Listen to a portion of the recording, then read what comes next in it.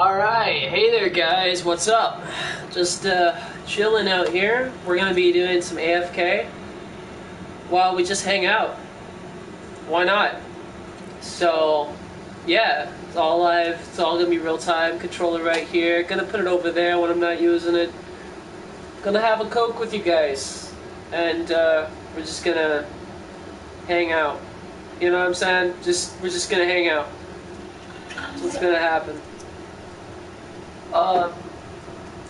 Interesting thing though is I've got to get everything set up for this, so give me a second.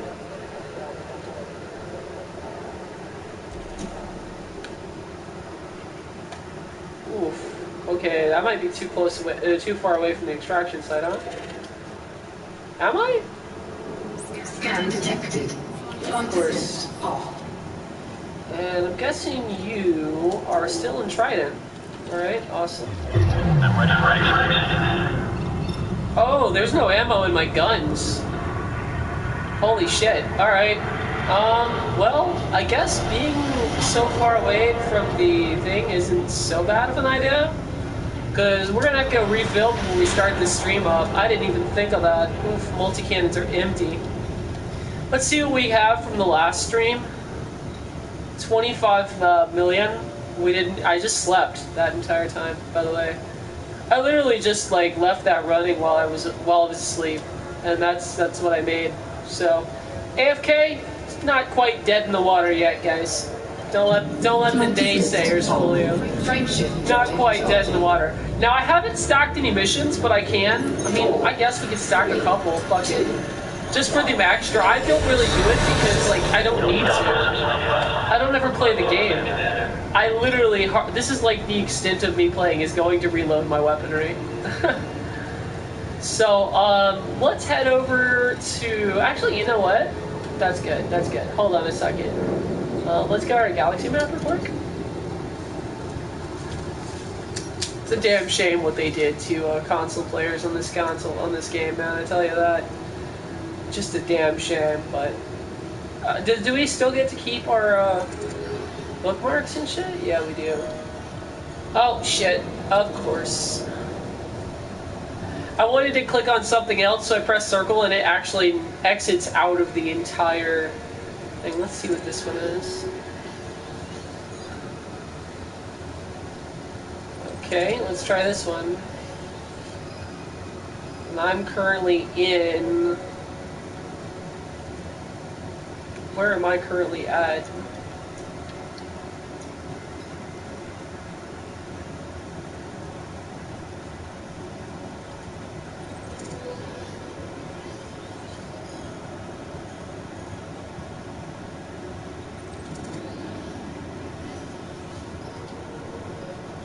I mean, we can try it out, I guess. Where are we currently at? The LSE 239 system? Alright, let's go ahead and let's look for the closest station that I know of. Maybe I've got one bookmarked.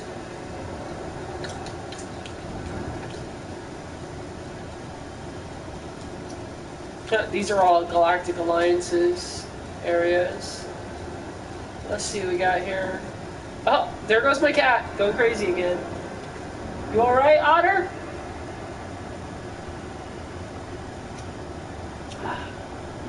He's just running around. He got himself some screen time. You want to screen photobomb some more, bud? Come on. Let the people see you. You're good.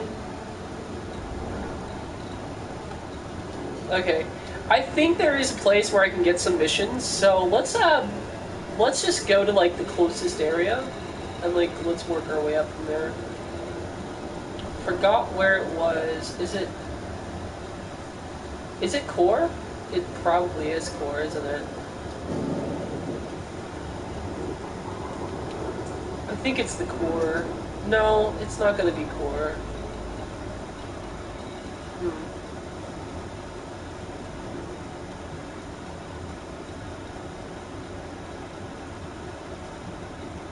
Might be Bregel. Let's try there. Frameship drive charging.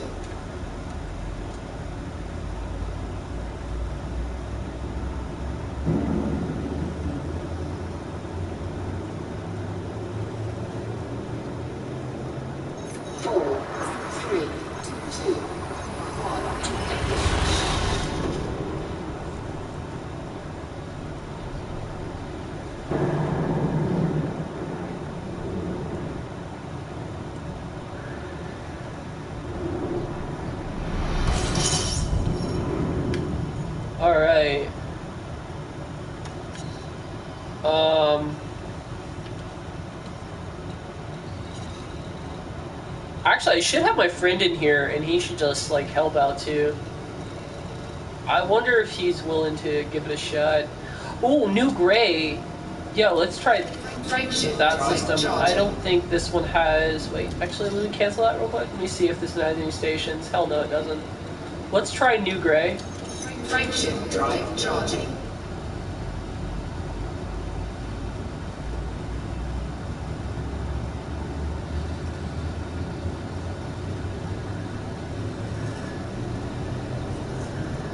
Ready to engage.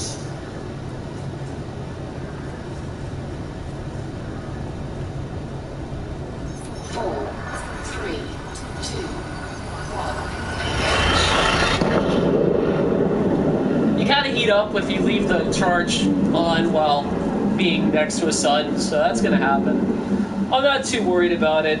Oh, we don't really take that much damage in these at all. Warning, temperature shift. Now, New Gray should be the place. It might be that or Lakia. I don't know.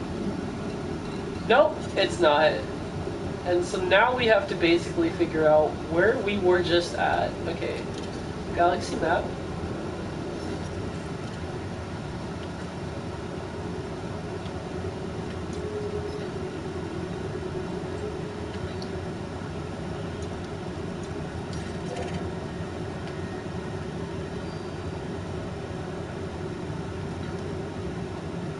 Oh, that's what I did. I marked it with my ship. Okay. Let's go there. That's where we're going. I marked it with my ship, not even knowing. Great. Alright. Okay, so let's go there.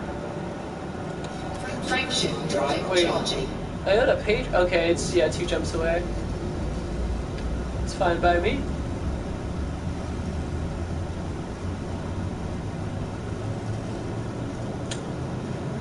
Brown Trout Festival's today.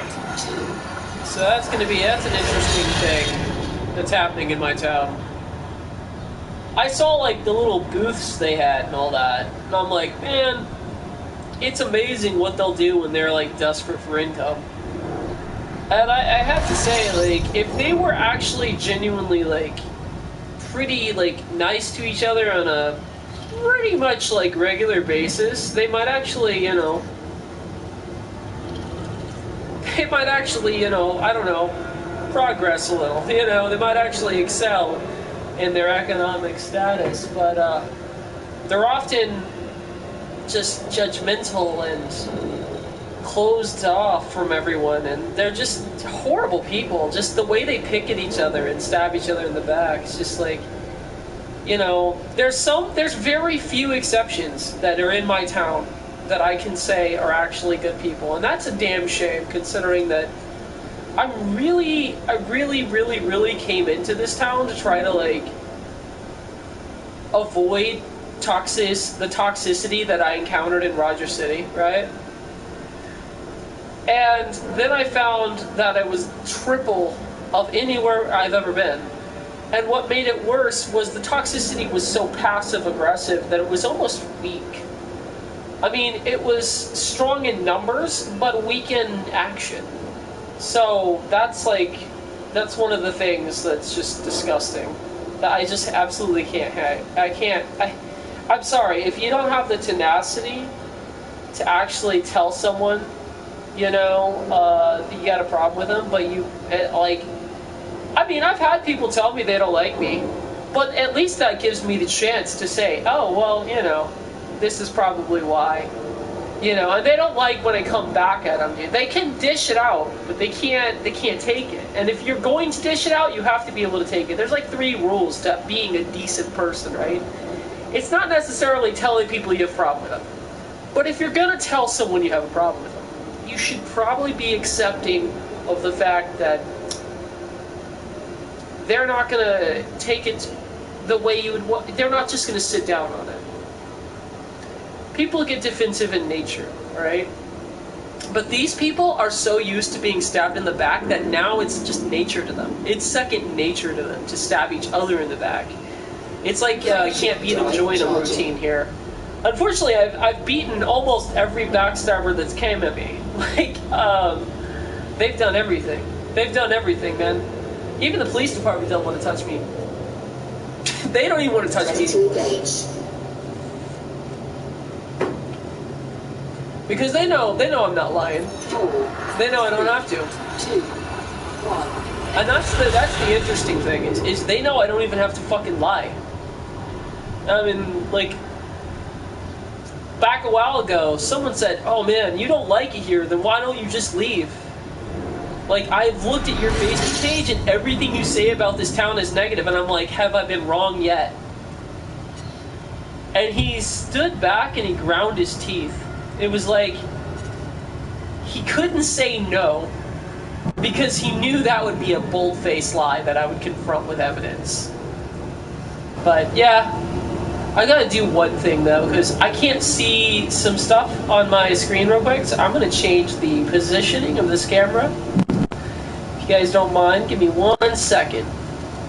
Let's go, because I already know the little language they're gonna use in the thing. We'll just go upper left? We're in the lower right now. Let's go upper left. That's perfect. That's perfect. Alright, yeah, because what they say before they start to raid my ship is, like, inconsequential at best. Let's go to Stevens Enterprise real quick. Hit that up.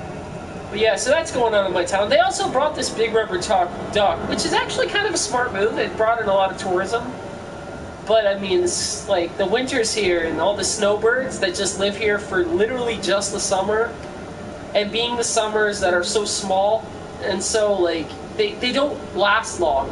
I don't know if anyone knows anything about northern Michigan, but our summers last about maybe 3 weeks. That's what it feels like. We're literally halfway between us and the, literally it's the halfway mark of us and Alaska. Like, we're right between, we're like halfway between, like, what, the equator and Alaska, I think they said? Directly halfway between it. And so, like, we only get, like, maybe 3 or 4 weeks. It feels like maybe a month. Maybe a month. If you're really lucky, like, maybe, like, a month and 2 weeks of summer. And then it's fall. And fall lasts for about 4 days. And then, yeah. But all the snowbirds, they leave to go down to Florida during that time. And when they leave, so does their income. So the town is hemorrhaging money, so it needs anything it can to try to sustain itself. Well, for one, living in a frosty fucking ice cap was probably not like building a town in a frosty ice cap. Probably not the best idea, but I mean, hey, you know, I guess you do what you can, right? It was on the river, so I guess it was convenient to them at the time. But ultimately, it's only convenient for the span of maybe maybe about 100 decades. And then after that, it's just going to dwindle down. And in a recession, towns like this don't survive at all.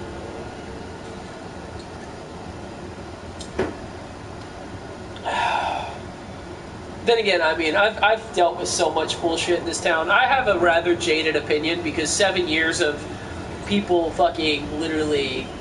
I've had everything under the bush come at me. I've had them send convicted pedophiles to slander my name. I've had them come at me with the whole, if you don't like it, move thing. And I'm just like, okay, buddy, yeah, good for you. Fuck you. Feel uncomfortable, bitch. I'm gonna stay here just to piss you off now. And it works. It works. I literally stay here and it just pisses him off.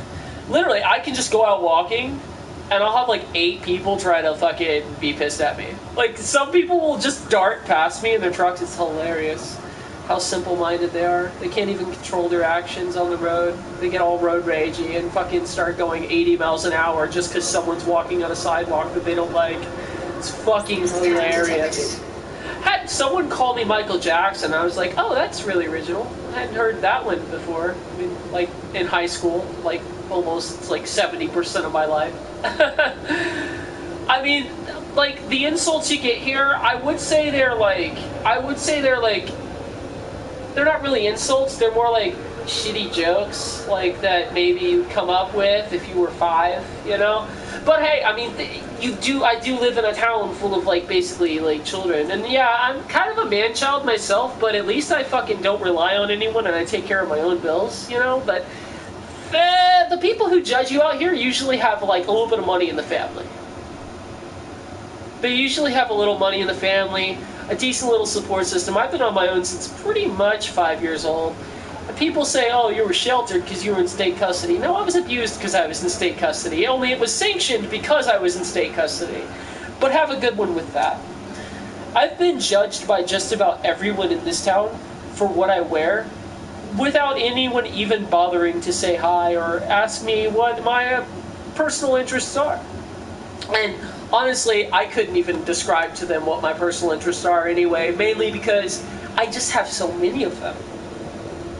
Like, I can relate to just about anyone and everything, okay? Another thing this town probably doesn't like about me, I don't stay single for very long. I'm not exactly, I wouldn't say I'm exactly unattractive, but I know how to talk to a woman, right? And I know how, like, to play the game, because unfortunately, you have Scan to. detected. And, you know, I don't consider myself a horrible person. I'm definitely not one of those nice guys, because those guys are often as transparent and fake as you can get. Neckbeards and fedoras, and, you know, the r/nice guy Reddit it exists for a reason, man. It exists for a reason, okay? I'm just gonna be real with you. But I don't stay single very long. So the girl I'm with now is like, she's awesome. She's awesome to me, and I try to be awesome to her as the best I can. You know, I do everything in my power to make sure she is happy and comfortable, and she's just a joy to be around. And people like to judge her for the way she looks and the way she dresses and things like that. But she's really outgoing, so she gets a little bit better response because she's more willing to be nice to people who are otherwise not nice to her, or who would otherwise not be nice to her. She's better at lying than I am, I guess, if that makes any sense. I'm not good at lying. If I don't like the way a town has treated me and someone's like, how are you liking it here? I'm not going to go up and say, just so I can feel comfortable. I'm not going to go up and say, well, they've been perfect to me, or they've been absolutely nice. Because if with me, they came out of the gate fucking accusing me of theft just for moving in. Like, I bought a bike and someone accused me of stealing my own bike. Alright? Then, like, oh shit, if I were to list all, like, fuck it, we've got time. We can dock this ship while I start it. So basically, when I first moved into this town, right, I moved here with my then fiance and my child, and they were my world. They were a little bit more than my world, actually. My son and my fiance kind of gave me a big boost in confidence. Just me knowing that someone cared about me was enough, I guess. I lived a pretty abused life, okay? I mean, from foster parents pointing guns at me at the age of 8 to the state literally putting me in fucking group homes that people would drag me across the ground, skinning my back, like, and like fucking getting punched for saying hi to people. It's just there's so many things I could discuss about my history that I'm not even fucking afraid to discuss anymore. I really ain't. Like, I've had more than one gun pointed at me in foster care, right? In foster care. There were a couple good families back when I lived in foster care, just a couple. And I will say that you could tell they loved the kids that they were taking care of, mainly because of how well they kept their needs, and not just like the household needs, not just the food or the the toys or things that were provided for them, but the emotional care too. And you could tell that when they were at a loss on something or they felt really badly, they showed it. They weren't afraid to cry in front of the children. Because they absolutely loved the kids that were in their care. Now, there were only 2 families I could say absolutely felt that way about the children in their care. And one of them deleted me because I fell in hard times and it's just too much for her, and I understand that. She suffers from depression, same as me. So it's really emotionally impacting when you see someone you care about going through a hard time. And, yeah, but, what was it?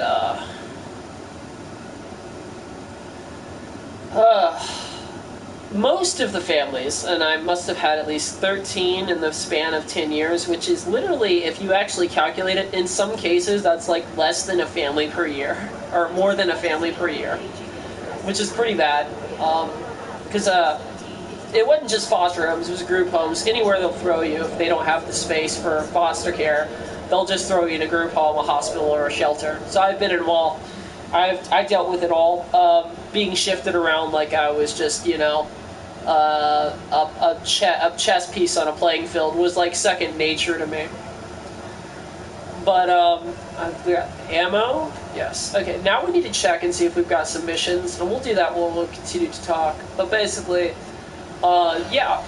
So I moved into this town after dealing with all that in my life, all that abuse in fucking foster care, all the abuse of fucking middle school, high school, and actually after high school, people fucking just straight up robbing me of money after my mom died and shit. Literally robbing me of money.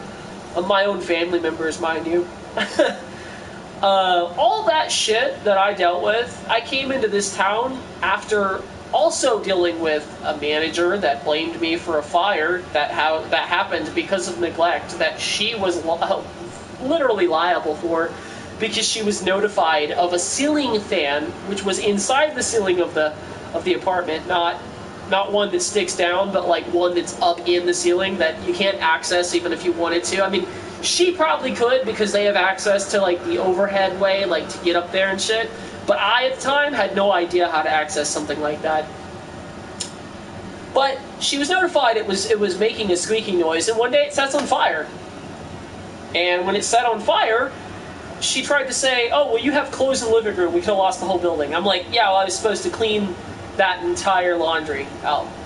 So because she was culpable, she had me followed through stores, revealed my personal information to everyone in that little town, had me recorded, offered my neighbor a key to my door so that he could steal my Wi-Fi passwords. I can't make this shit up.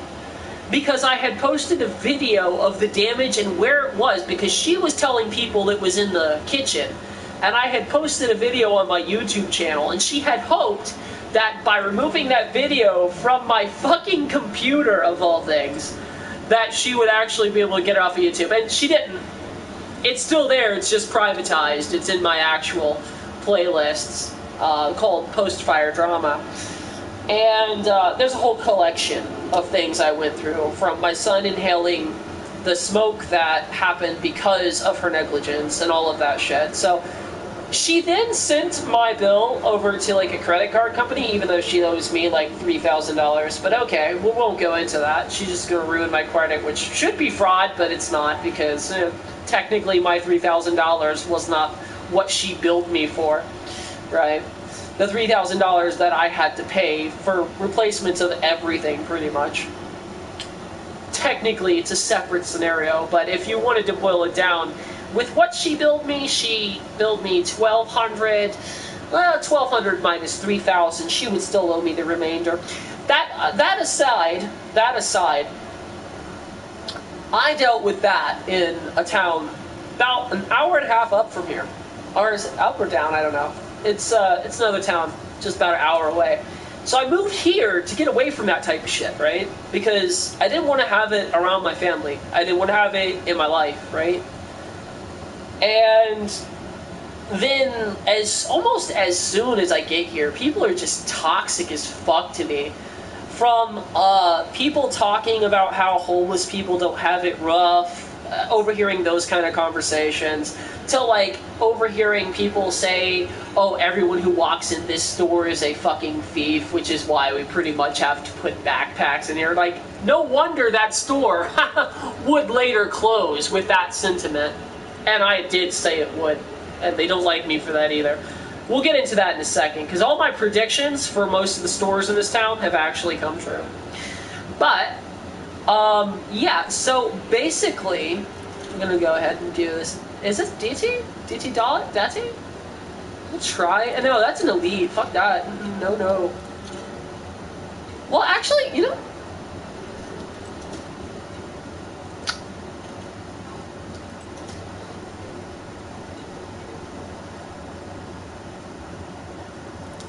Let's see what this one is. Red sights.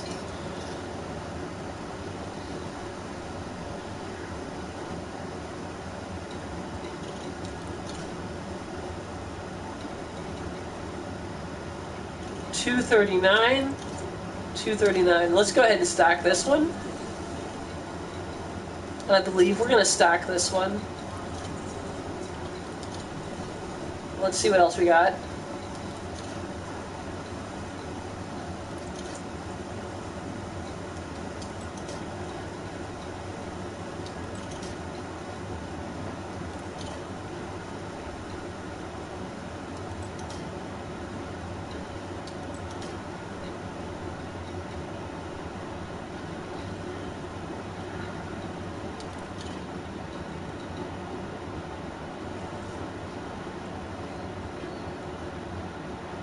I don't know if this place has any ringed planets. We'll get it just in case. Actually, no, let's just open that area in the galaxy map real quick and take a look at it. If we've got the data for that area. I believe we do, because we've been there. Yeah, we do. We definitely do. Holy shit, we do. Okay. So, it looks like the other place is LT...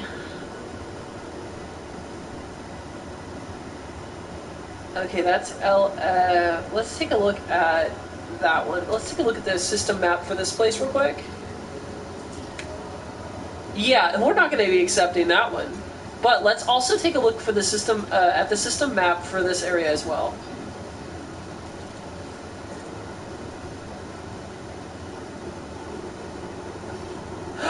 Okay, so yes, this one is one we're going to do. This is the one. This is the area. Awesome. Okay, good. Awesome. Alright, so we're going to go ahead to there, and we're stacking about 2 missions? Is it three missions or 2 missions? And we'll get back to our conversation in a second.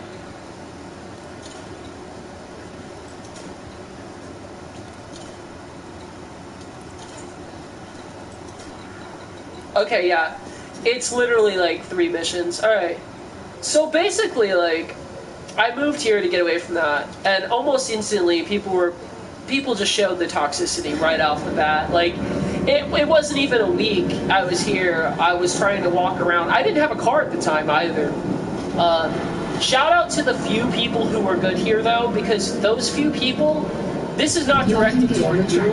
This is directed toward the majority of what I've dealt with in this town. Not those minor few exceptions. So shout out to you guys for being decent people. I'm sorry you have to live amongst such horrible people, though. I really am. Like, I wish that you didn't have to overcompensate being nice for all the people who literally just stab each other in the back on a daily. But that being said, just to those people, a big thumbs up to you guys for sticking it out and dealing with all the shit that these people put you guys through. And I guarantee you that all the nice people here have dealt with plenty of knives in the back, but they've chosen, I guess, a higher calling or a higher course of action.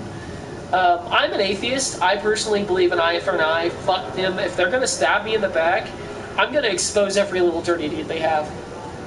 Alright? That's just me. I don't let people strike me over and over and over again without repercussions. Because if you let someone, I was punished as a child. You know what I'm saying? Like, they actually implemented disciplines on me as a child, so I understand the meaning and the reason for discipline, and I understand that you can't just let people like this walk all over you, because if you do, they will continue to do so or think they can do so. And should they not do that, they'll try to fucking slander your name around town, which eventually happened to me, but we're gonna do that in a second. But, yeah, right out of the gate, they showed their toxicity. And, you know, I was just trying to be a decent person. That's all I wanted to do, was just provide for my family. And right out the gate, I was getting commentary from people. And it got so bad that I ended up calling a restaurant one night, like, well before closing hours. And I got laughed at, and they hung up when I was asking to make an order. I gave them my name, my number. They're like, yeah, really? And hung up on me, which was incredibly unprofessional. And so I made a gripe about it on Facebook. They didn't like that. God forbid you should be honest on Facebook with these people. Woo! That's a whole nother fucking story. But, yeah, so, like, I made a gripe about it, and they didn't like it. They're like, they're not even open right now. I'm like, yeah, not at the time of this post, but this happened about 30 minutes ago. We literally just, like, tried calling them, like, and they fucking hung up on us, and they wouldn't answer my fucking phone. So I made a post about them. I put the fucking people on blast. Now, what it ended up being was this guy was young, probably just fresh out of high school that they had hired, and he was showing off in front of two of, like, these female cohorts he had. I know this because he was not the only one laughing over the phone. It was also some girl in the background laughing and giggling. They thought it was cute. So, I mean, you know, it is what it is. When you give shitbags management positions, you end up having an employment problem, which also occurred in this town. We'll get into that in a second. There's a lot of stuff we gotta cover, but we got plenty of time to do it. I got like 2 hours before I have to go out, so we got about 2 hours. We'll be good. But yeah, so between that, getting accused of theft, I was already getting a little fucking annoyed. So I was like, you know what? Fuck it. It's just a few bad apples, you know? Just a few fucking bad apples. We'll let it slide. 4, 3. Well, little by little, I would notice things. Like, I was walking down the street past a marathon, and I tried to flag someone down. I'm new to the area, and I wanted to know how to get to the Walmart from where I lived. Well, technically from where I was. But in the attempt of flagging someone down to ask them for information, they ran in the opposite direction. Quite literally fucking ran in the opposite direction. Which I thought was kind of weird and a shitty thing to do. But okay, you're entitled. Whatever. Okay, yeah, we get it. You literally probably run from a fucking fly. But okay. So yeah, if you're gonna be scared of someone for asking for directions, that's kind of fucking sad to begin with. But I digress. That was just like one of many situations, right? Anyway, after that I was like, well, that's a shitbag thing to do. Eventually I would find out where Walmart was. It only took me an 1.5 years. You know, or not 1.5 years, but you know, it took me a while. And so, what else? So many other things. Oh yeah, we had some state-funded people helping us out with Dorian. He was autistic, right? And we had them come in to the house or into my apartment, into our apartment, Dorian's home at the time. And she was very offensive, like just really outright defensive from the get-go with just basic information. And I was just like, okay, all right. What ended up happening is that my son was one of those people, he was autistic, he did not want to do anything unless he felt safe in doing so. I'm gonna put some covers on my legs because I got the AC on and it is actually getting kind of chilly now. I should probably turn it off, but And so he was slightly autistic, and he wouldn't do anything he didn't feel safe doing. And he was very stubborn. He wasn't gonna be coerced, right? Which, you know, it is what it is. But she didn't like that. She didn't like that idea, or she didn't like that actual statement, right? She believed she was going to prove me right, or prove me wrong, over my own dealings with my own son. And then I tried to make it out like I was lying about him actually walking or trying to take steps when he felt like doing it. It was one of those things, he had to feel like doing it.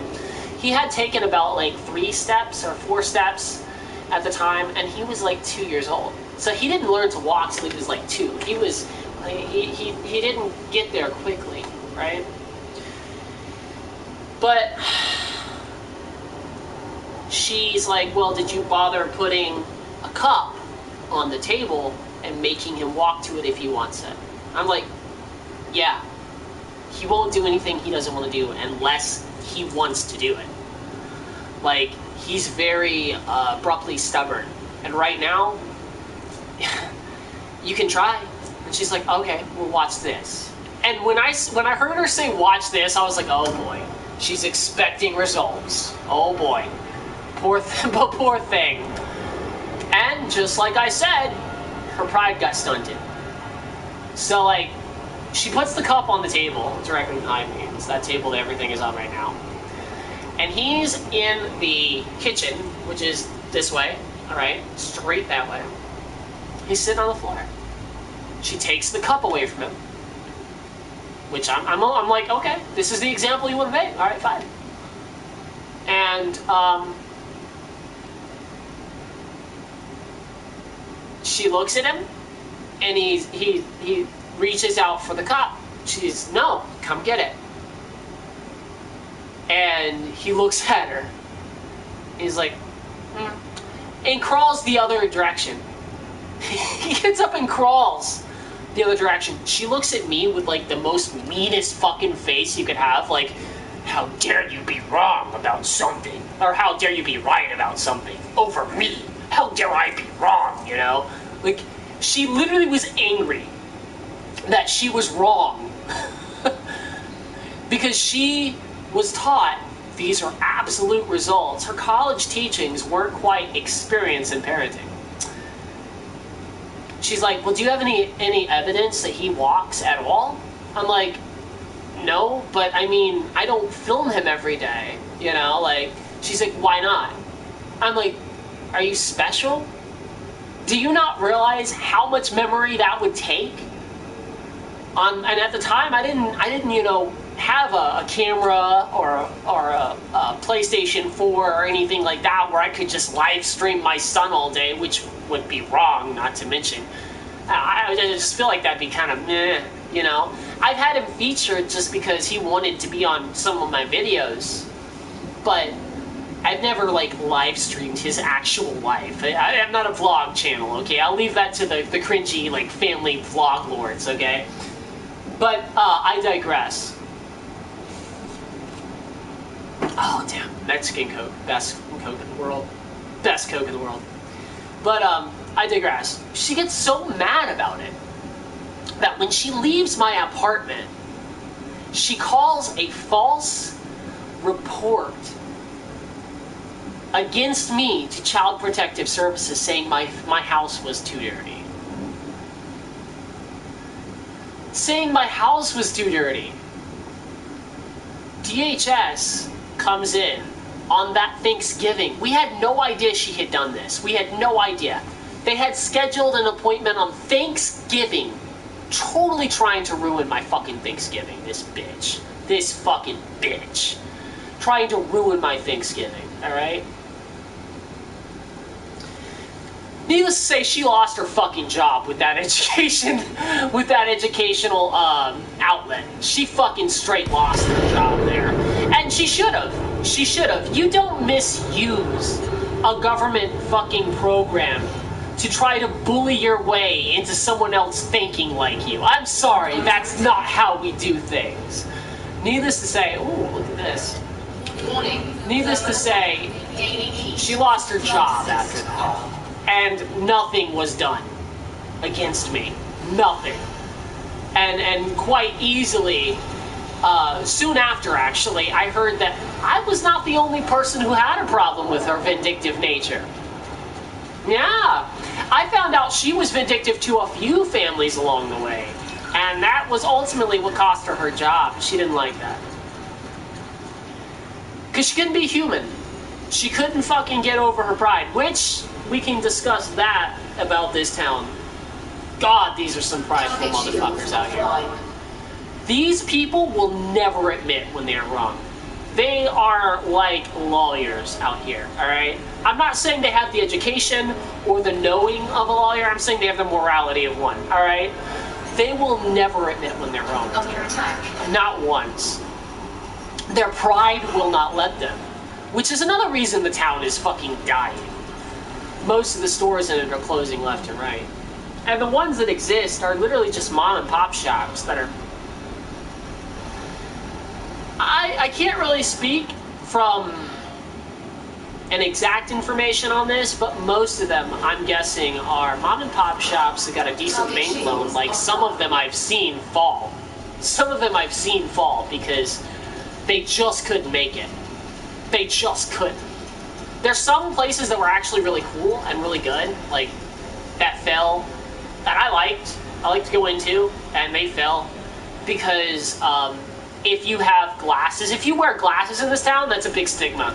They fucking hate people who wear glasses. If you fucking actually are intelligent, you like nerdy shit at all, they're fucking prejudiced against you. The preps are disgusting. The goths out here, unfortunately, most of them either follow the extreme left or extreme right agenda, so you can't trust either one. And then, I have been told, I wish you guys knew how bad it was to live in a predominantly fake-ass Christian town. And I say fake-ass Christian town because most of these people who would claim to be Christians are not doing very Christian-like things, and I'm not a Christian myself, so, but I'm an ex-Christian, you know what I'm saying? I used to go that route, and then I realized, that's probably not the most morally, ethically, progressive route to go to. I wouldn't full-on atheist, but I have my own reasons, and it's not necessarily this town. This town is not to blame for that. Mostly the Bible. But I digress. Target shield. So basically, nothing was done there. And so I'm like, alright,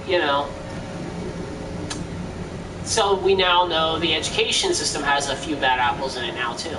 Alright, good to know. We're taking our son to these early Head Start programs, which is supposed to get him prepped up for preschool, ready for preschool so that he can be ready for preschool. We did everything we could to try to make sure he had a decent education, because that's the one thing I always wanted to value for him was his education. I can't stand stupid people, which is flagrant in this town. Fucking flagrant, okay? Just whoo! There's a lot of people who are smart in this or that or researched in one thing, but when it comes to just anything else, they couldn't even fucking turn a doorknob, alright? So either but then again, that's not really a fault of them. I'm not gonna say, well, actually no, it kind of is. In some cases I can kind of tell it is, because you can't educate these people either. They'll reject any education that they're given. So I can't even say that it's all the education system. I want to, but it's not. Because I guarantee there's probably a few really good teachers here. Because you don't kind of have that profession unless you actually enjoy teaching or you really want and care about the people you're teaching. So I can almost guarantee you it's not all the education system, though the education system is not that great. Mostly and in part because it's a small town with people who barely ever got out of it teaching. So they never really experienced life outside of this state, town existence, the current existence that they live, right? So you run into that issue a little bit. Target shields online. Is he really coming for me again? I tell you what, man, that is adorable. That is adorable. You love seeing it. You love seeing it. I can't believe he would bother. How does he not realize he's like dead in the water? Are you running? Please tell me you're running, bud. You really should be running right now.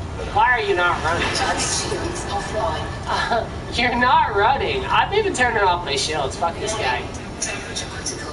Under attack. I literally turned off my shields, so I don't give a shit about the guy. Anyway. Warning. Taking Try it, bro. Try it. You're gonna lose that bounty, bro. I'm gonna take that bounty. No, bro. I'm taking that bounty. I'm taking that bounty. You're gonna get mass locked, bro. I'm gonna mass lock you with this big ass ship. taking internal damage. I'm gonna mass lock the hell out of you with this big ass ship. But yeah, there's that, and oh come on, take him out, take him out, take him out. Oh damn it! Module malfunction. All right, whatever. Why is my module malfunctioning? Oh, because of the temperature. All right, whatever. Let's just proceed onward. Module malfunction. What's malfunctioning and why? Let's proceed onward. Let's see what's malfunctioning. What's weak? What did he take out? Advanced docking computer? Oh, fine. Turn it up. I don't give a fuck. Is it one of my lasers?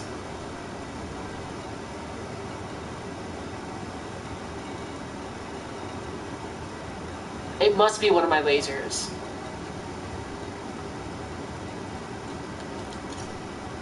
Okay, screw it. You know what? Let's head over to the Hazres. Cannot comply. I can't believe he did that, though. What a waste. Alright. Frameshift drive charging. So, but basically that's a little bit of what I've had to deal with Ready here. to engage. And now if I continue to go into it, and we go into how deep this rabbit hole goes, whew! It's bad. It gets bad. It gets really bad. 4, 3, 2, 1. Now that's not to say that they haven't taken some of the information I've given them to heart.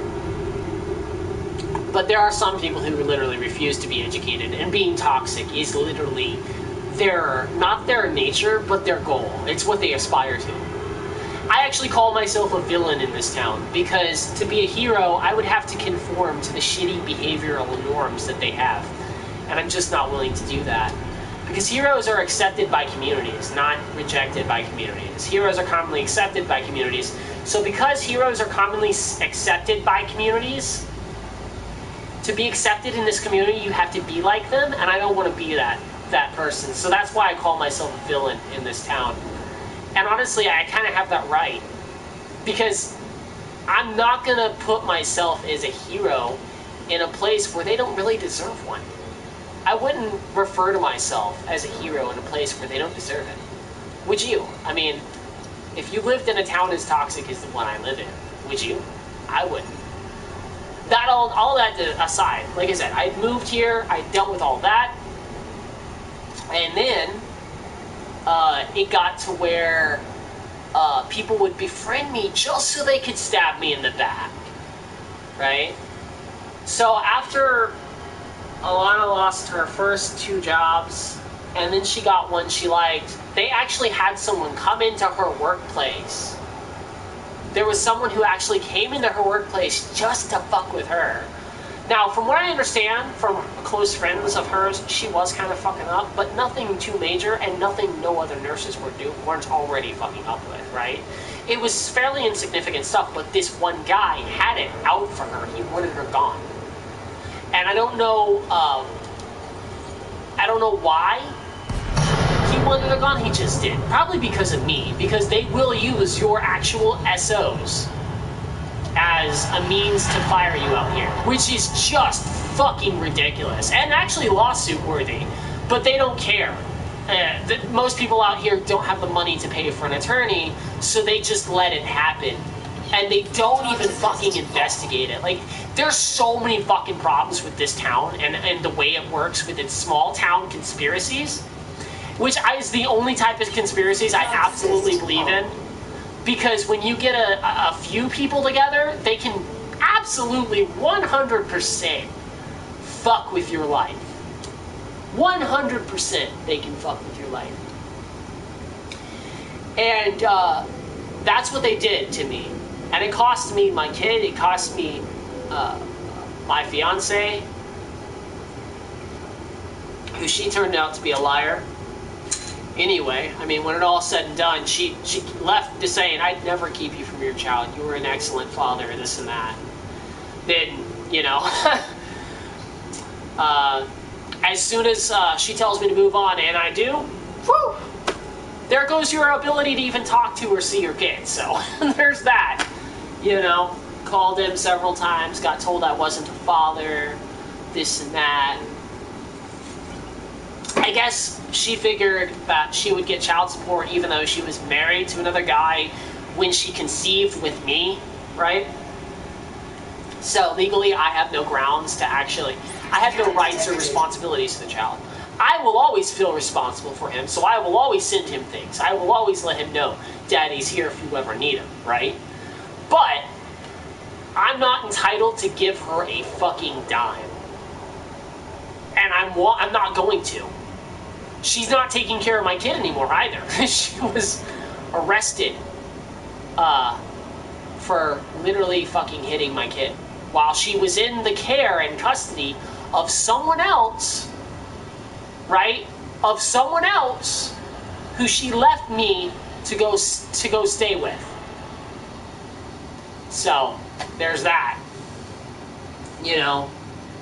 But my kid was my world, man. And when they took that, they created an enemy. They will never fucking forget. I'll never let them live it down. Never.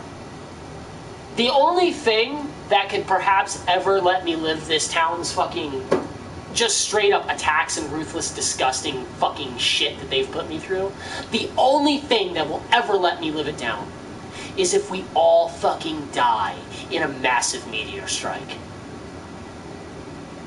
It's the only fucking way I'll ever forgive this town for what it took from me.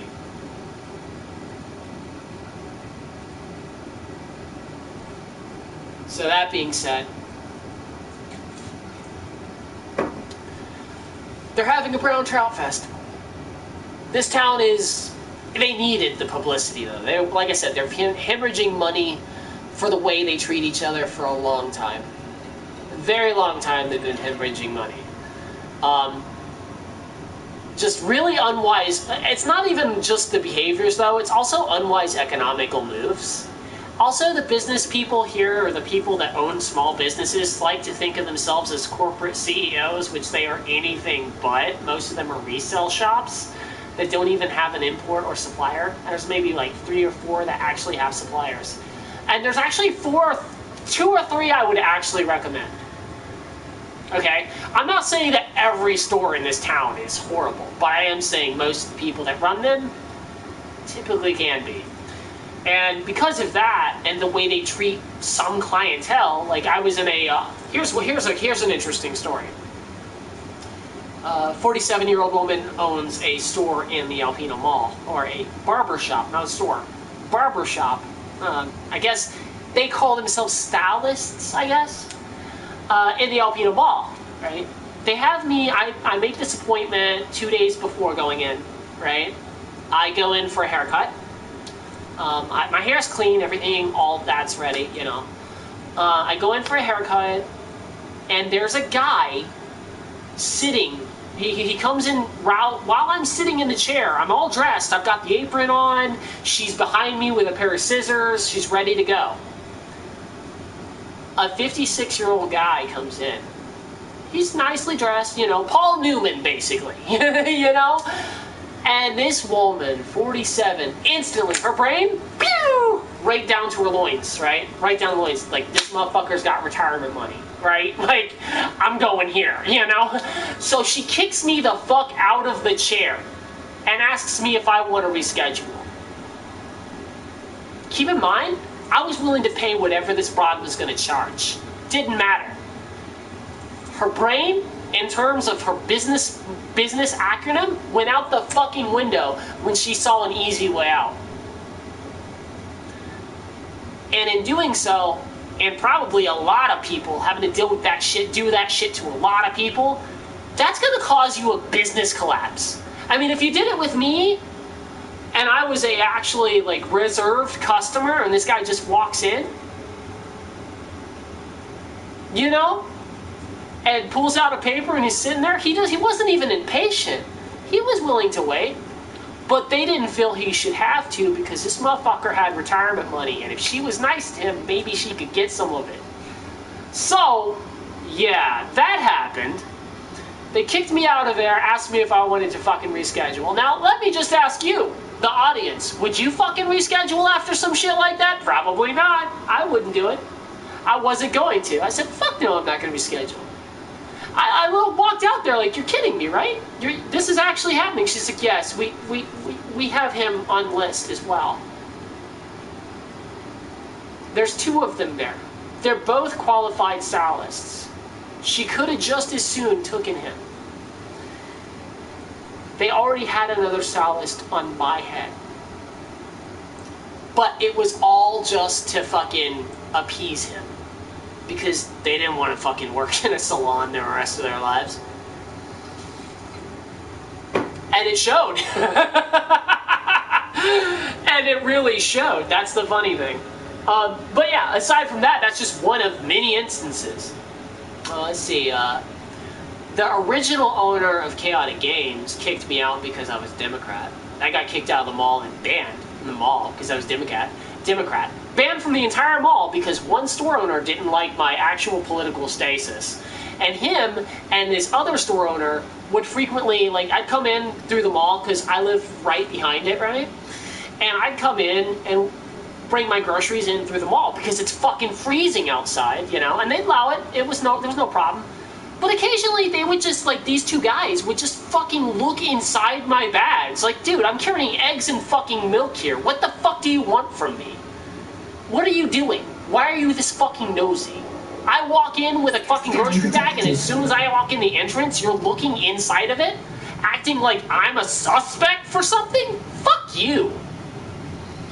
I digress. The store closed that I got those groceries from, so I have to, like, walk all the way across town. But I mean, I can't really blame them for closing. It was a shit store. Green meat on the fucking aisles. I have a whole video of that on a personal channel. But I digress. Like I there's just so many instances of toxicity I've dealt with the people of this town. So many. It's disgusting. It's fucking disgusting. I could tell you guys millions upon millions of stories that I've dealt with these people. Like how entitled the women here are. Not just the, well, I can't even really say just the women. I'd say some of the men are pretty fucking stupid too. I mean, they're dumb. Like, the women out here, they typically do go for the dumb guys because they can control them. And most of the women out here, I literally, my current girlfriend isn't from here. I wouldn't date a woman from this town if my life depended on it. In fact, I would openly say in public spaces how I just can't stand the fact that there are certain women who look at me like in a attracted manner, right? Because these are the same women who judged me when I was a kid. Same types. Fucking, I get looked at because I actually look alright, right? I get looked at now, right? People are like, oh man, he don't look too bad, you know? Of course that is a... I can't even say that, like... I can't even say that with a straight face because I'm not a fucking supermodel, alright? I'm a fucking nerd, for fuck's sake, alright? But compared to what they're having to... compared to what I'm having to contend with, right? I look fairly decent. I take care of myself, I keep myself clean, you know, I have my own apartment, you know. My ex-fiance, I bought her 2 cars. Incoming mission. My current girlfriend, I bought her a car and an SUV. I'm very, very nice to people. I'm very outgoing, I'm a decent person. If you befriend me, if you become a toxic little shit, I'll put you in your fucking place and that's the end of it. That's just where we stand. And it's that simple with me. And they don't get it. They don't get it out here. They don't understand that. They're like, but if I treat you like shit, won't you just wanna be my friend? No, no one wants to be your fucking friend if you're gonna be a fucking asshat. What the fuck is that? So yeah, if you're gonna be a shitty person to me, I'm gonna be a shitty person back.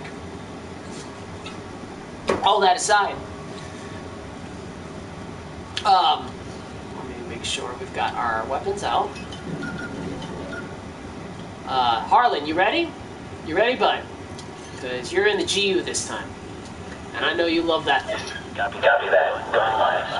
Yeah. Sweet thing. Get him, boy. Me and Harlan, man. Me and Harlan, we've been doing this for years, haven't we, Harlan? Flight assist. Look, I'm surprised you ain't applied for retirement yet, boy. Alright. Affirmative, Commander. But I digress. I'm a Georgia boy. I lived in, for a better part of my life, I lived in a big city. So my personality is exceptionally large, which kind of dwarfs most of the people's personalities here. They're small town folk who believe in, like, Christian conservative values, and they don't really read the Bible, but they like to poke it at everyone, you know? Like, it's one of those kind of towns, you know? And I can't really say I hate Christians. I do think that Christianity in general is a flawed concept when it comes to, like, trying to teach moralistic integrity, because it really doesn't hold in. If you look in the Bible, and I mean, you take your deep dives in, right? You take a deep dive in the Bible and you look at some of the books and some of the shit they have in them, there's some fucked up shit. There's some really fucked up shit, right, in the Bible. It really is. It's like, there's so much shit that if you thought that this would... It's the type of shit that you wouldn't expect a righteous being to impose upon people, right? And I say righteous being because that's what they believe God is, a righteous indignation. Like, he's a fucking, a being that is, like, totally the best thing in the world, when in actuality he imposed, according to their Bible, it or he or she, whatever the fuck God would identify as these days. I doubt he has rainbow hair, but I digress. What you typically see in the Bible is a lot of hate crimes. I mean, fucking, the Bible even basically preaches in Deuteronomy, it literally tells an entire general and its army that they are to take of the children and women from their fucking defeated, right? Just, you now own these motherfuckers. So the possessive nature is one of those things in the Bible I can't get with. I cannot get with how a human can own another human, or possess another human, or treat another human as a fucking possession. I'm sorry. I'll never fucking buy into that shit. I never will. That being said, that's typically their view here. And if you challenge that, you are their arch nemesis, and they will come after you with everything they got. Which leads me to my next story. So, my ex leaves, my fiance leaves, she takes my kid. And I'm in fucking pain, dude. I ain't cried like that. I didn't cry like that since my grandma died. I felt like I had lost a part of myself that was essential. I felt like someone had literally taken an organ out of me, like physically felt these things. I felt like someone took an organ out of me and just ripped it out, right? There was such a gaping hole left, and it wasn't necessarily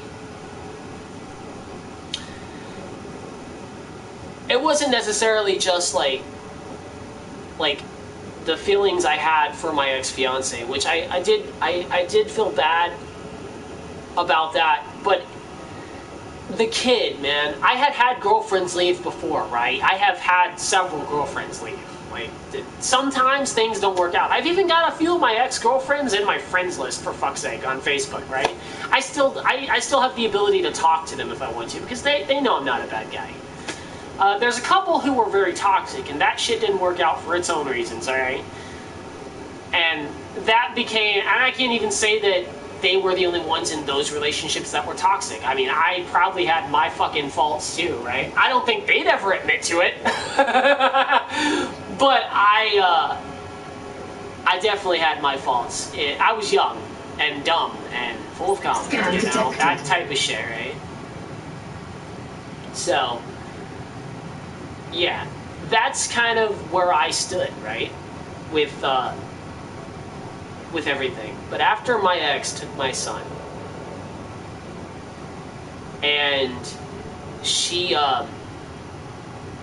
it left a hole in my heart so just void that, I mean, I like I said, I don't think I ever cried that hard. I may not have even cried that hard in my life, because even as a kid, I cried a lot of tears when I was in state custody. Don't get me wrong. I cried over my first love. I cried over my grandma.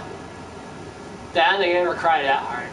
I clenched onto, he had this Winnie the Pooh bear, and I clenched onto it on the stairs, and I curled up in a ball, and I just fucking, I couldn't stop. I felt like it was dramatic, almost, the way that affected me. Like, you'd swear, if I was applying for a TV show in fucking SVU, I would have won a fucking Oscar. That's how hard I cried that night. And the fucked up thing is, these walls that are here are paper thin, and I heard my neighbor at the time, not my current neighbor, I've had 3 of them move in and out since I've lived here. I heard her son ask his mom, why is he crying? Or no, I think he asked her what I was doing over there, why was I being so loud? And I heard her reply, he's crying. So they heard me next fucking door. That's how hard I was crying. So yeah, that was my life up to that point. And then they decided they wanted to mock me for that. Keep in mind, this was about 4 weeks or 4 weeks after my son they had stopped letting me talk to him and see him and know my son. They just instantly cut it off because I was going back into dating. She didn't want me no more, you know? She told me to move on. She said it's over for us. So I took that as I guess I should just go back into dating. And so I went back into dating. And when I did that, she stopped letting me talk to my son. Almost immediately. Like, it was a power play. And that's when I realized, oh wow, okay, so this was all a manipulative tactic, right? Just to see if she could control me in one way, shape, or form using my son. And it didn't work, so she's just gonna not let me see and talk to my son, okay? Well, then I get a call saying that she was arrested and had to plea to keep out of jail.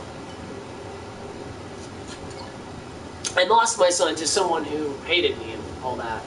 So that whole deal happened. But then the fucked up thing, and I'm gonna be honest with you, the fucked up thing is there were people in this town that automatically blamed me. They had no idea what I was going through. They automatically blamed me just for being a guy in the relationship because they're so fucking sexist and bigoted that that if you're a guy, you're automatically in the wrong because women can't have their own minds, right? They can't have their own beliefs or wants or things that they want to actually, do for themselves. No, it's always the guy, right? No. They literally all just automatically blamed me. Because that's not degrading to not just men, but women as well, right? To take for granted the fact that they might have their own fucking goals in life and they might have their own things that they can do. Or to say that they're so fucking emotionally and fucking mentally inept that everything they do depends upon a man's actions. I'm sorry, but that's extremely bigoted. That's extremely bigoted. There's no way to look at that as anything but bigoted. I don't care if you're a feminist or a fucking men's rights activist. There's no way to see that other than bigoted. I digress. So this one guy, Nick Levinsky or some shit, he seemed alright at first until he started fucking posting him and his friends started gumming into my comment sections and making fun of me for being alienated from my son. I have screenshots of it on my Facebook photos. You guys can go take a deep dive in that if you want and take a look at that. And so, eventually it led to them taking a fucked up meme of a gangbang on Pornhub, and they put a picture of my son into it. And what did I do in retaliation? Well, if you're gonna fucking use my son as a weapon against me, by God, you fucked up big time. So I put a fucking bullet hole. I drew a bullet hole in the fucking his kid's head and posted a picture of that. He didn't like that too much. I was in the wrong. He couldn't take it, but he could fucking dish it out, couldn't he? They don't like me in this town because I hit hard. You come at me, I'll hit you 3 times fucking harder than anything you could even dream of coming at me with. And now, they made an enemy, and I'll never stop. And that's just the first of many instances that would come. After that, I was arguing in a post with someone about a Karen that had decided to point a gun at a family of people who obviously, yeah, they were probably provoking some bullshit, but they were unarmed. The Karen was arrested, but I digress. She was arrested for improper use of a weapon and illegal brandishing. So, yeah, I'm sorry. But they were saying that she was in the right.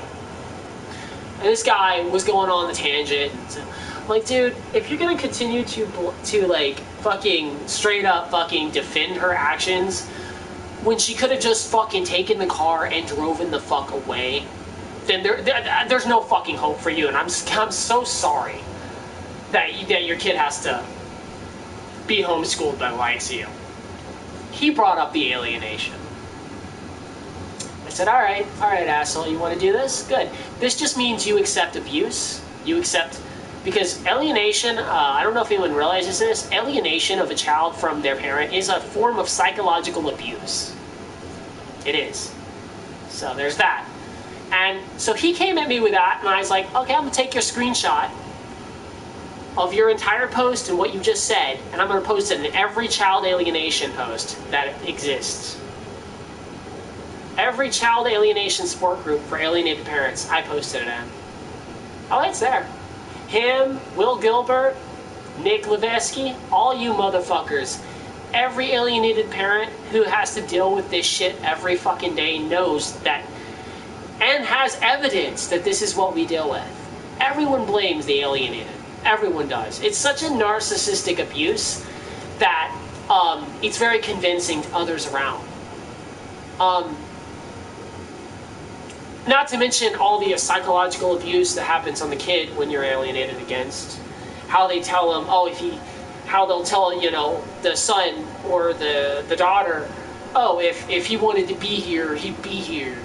When the law has no avenue to a kid. You can't teach a kid a fucking law, right? But they're not going to do that. They're going to say they'll block your calls. They'll send any letters you send to him back, or delete them and hide them. I mean, if you've seen The Fucking Color Purple, you'll know how it works, alright? When she finds that stack of fucking letters inside the floorboards of the fucking house, and that sets her fucking off, and she finally kills the fucking dad when she realizes, holy shit, right? So that is exactly what happens in alienation. And sometimes it's out of your control. In my situation, it certainly is out of my control. There's no attorney that could touch the case even if they wanted to. I consulted everyone that I could find. Adam even said, I have no rights in the state of Michigan in my situation. But that's the side of the point. It's all my fault. It's all my fault, right? Because I'm a guy. So yeah, that one really pisses me off. That one really pisses me off. Because when you're that vile, that you're gonna blame a person who that kid was my fucking world, man. It was my world. Like, and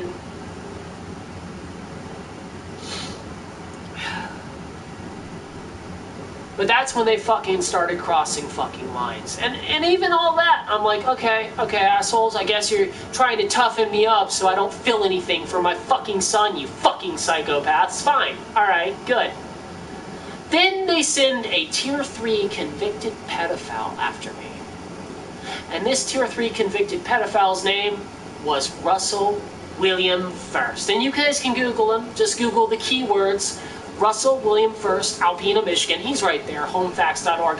You can also probably look in the ICU crime statistics, or actually the Justice Department has it closed off, but if you get special permissions, you can actually look it up in the Criminal Justice Department's actual site as well. If they haven't outlawed that by now, which because of what I did to Russell First, they decided they wanted to outlaw because there was no avenues under which they could prosecute. But yeah, they sent him after me to make lies up about me. You know, I honestly, I don't even know if they sent him or if it was more of like just a reaction because he knew he had lost that debate with me. But he did. He lost that fucking debate with me. And he started posting lies about how I took pictures of his kids and and his first statement, keep in mind, his first statement, very first one he made, he said that I had showed up at his work and threw some Polaroid pictures at him of his children. I didn't even know where this motherfucker worked. I didn't know. I had no fucking clue, right? But that didn't matter. That didn't matter.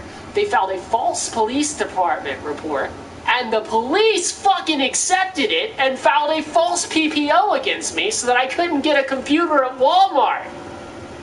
That's how fucking sadistic these fucks are. Okay? But I digress.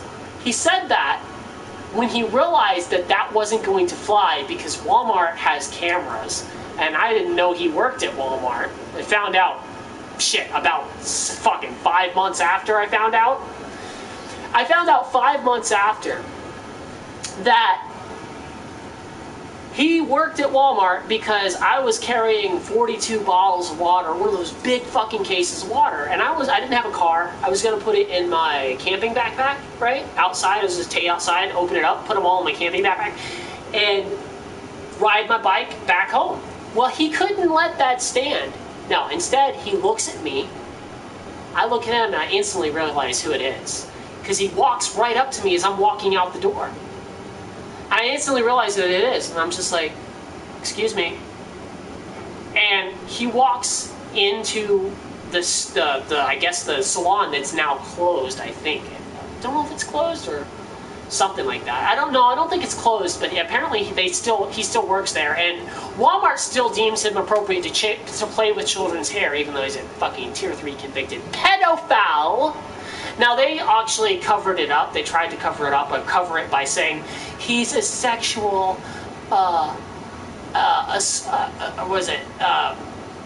What they say that he was not a pedophile. He actually was just accused of a sexual assault. But it's of a person who was underage. So, you know, just gonna be real with you right there. But okay, right, alright, you know, Walmart loves pedophiles, got it. We got where their bag is. And we're starting to see how much these companies, these big companies, focus on children.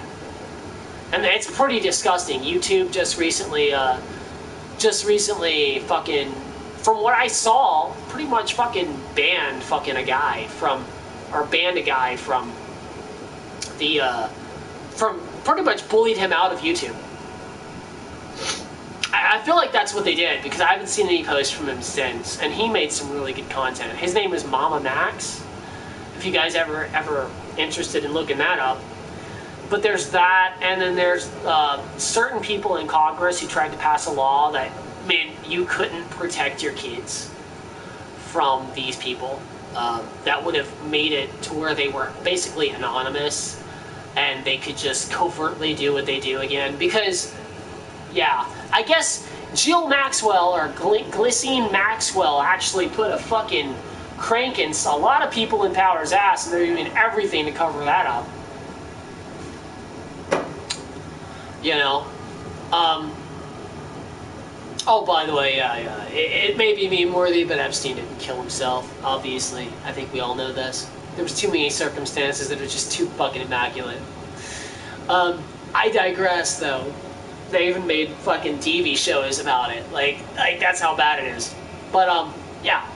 So, not only did that happen, but he went into the store and started talking shit very loudly so that everyone could hear about this and this and this. And I'm like, you lied about me, you son of a bitch. And just saying that, he started whipping out his phone. Oh, I've got you on camera now. I'm like, all right, bitch, you got me on camera. Good. You've got 19 cameras in front of your store. I've got the original post you have. I still have a screenshot of his original statements. Show you where I keep those. Show you where I keep those. My leg is asleep, guys. So if I'm limping back, that's why.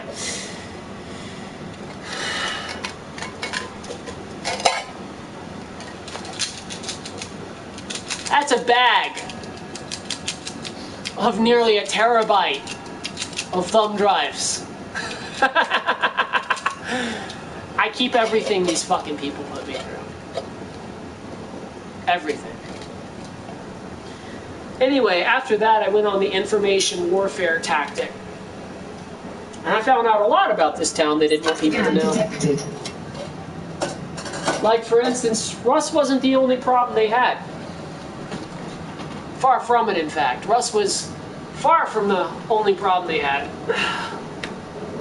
And what ended up happening is I found out that Alpena, and I wouldn't have even moved here had I known this beforehand. I found out Alpena was like one of the highest sexual, had the highest rate of sexual deviance or sexually convicted people. They weren't all pedophiles, but sexual assailants, I will say. The highest sexual assault rate per capita in the state of Michigan, and possibly the Northwest. Or no, Northeast. And when I found that out, they tried to cover it up with how that might or might not be a good thing. They made a puff piece in the paper. I did that, by the way. I didn't do the paper puff piece, but I'm the reason they responded. All right? Let's just get that right, because it came after my actual observation.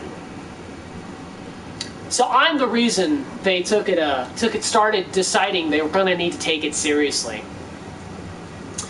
They hate me for it. They hate me because I make them work for it. You know, I make them work. I make these motherfuckers work to be better people. And they hate me for it. And I'm not here to make fucking friends. Not anymore. I was at one point.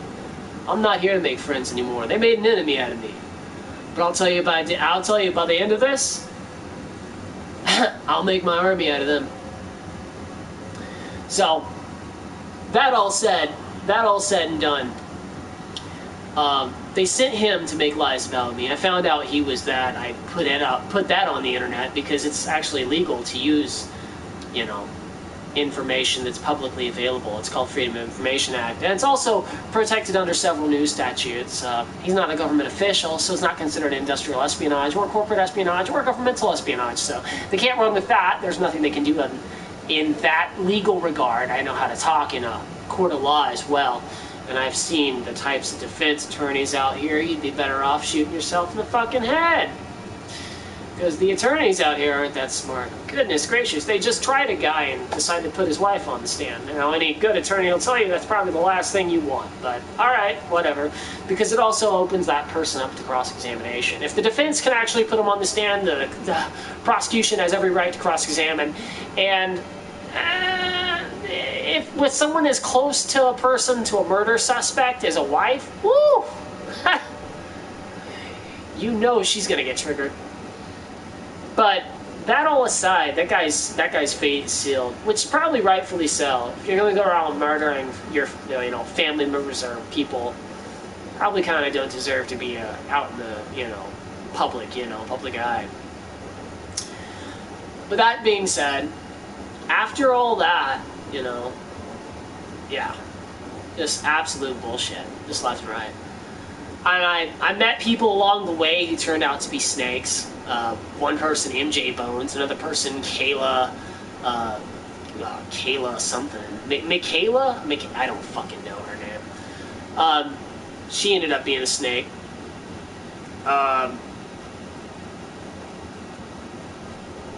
And I think the only reason MJ Bones ended up being what she was because this one guy who saw me talking to her liked her, and he wanted to date her.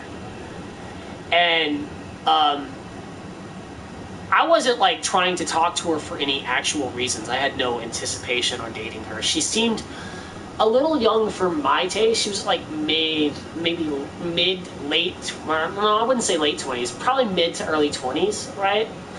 And I was just like, yeah, I'm not gonna date someone that's that young. Like, I hate to say it, I'm gonna be real with all the guys out there. Look, if she's like early 20s, mid 20s, don't go near it. I hate to say it. There's a lot of guys who are like, oh, you want them young so you can train them. No, that's fucking stupid, man. These women that are at that age in their life, they're smart, don't get me wrong, but a lot of them don't know where they're going in life. They don't know a lot of them in this day and age don't have the direction that they know what they want to do, but they're still worried about getting to that, and you're just gonna, in the long run, get resented and be in the way.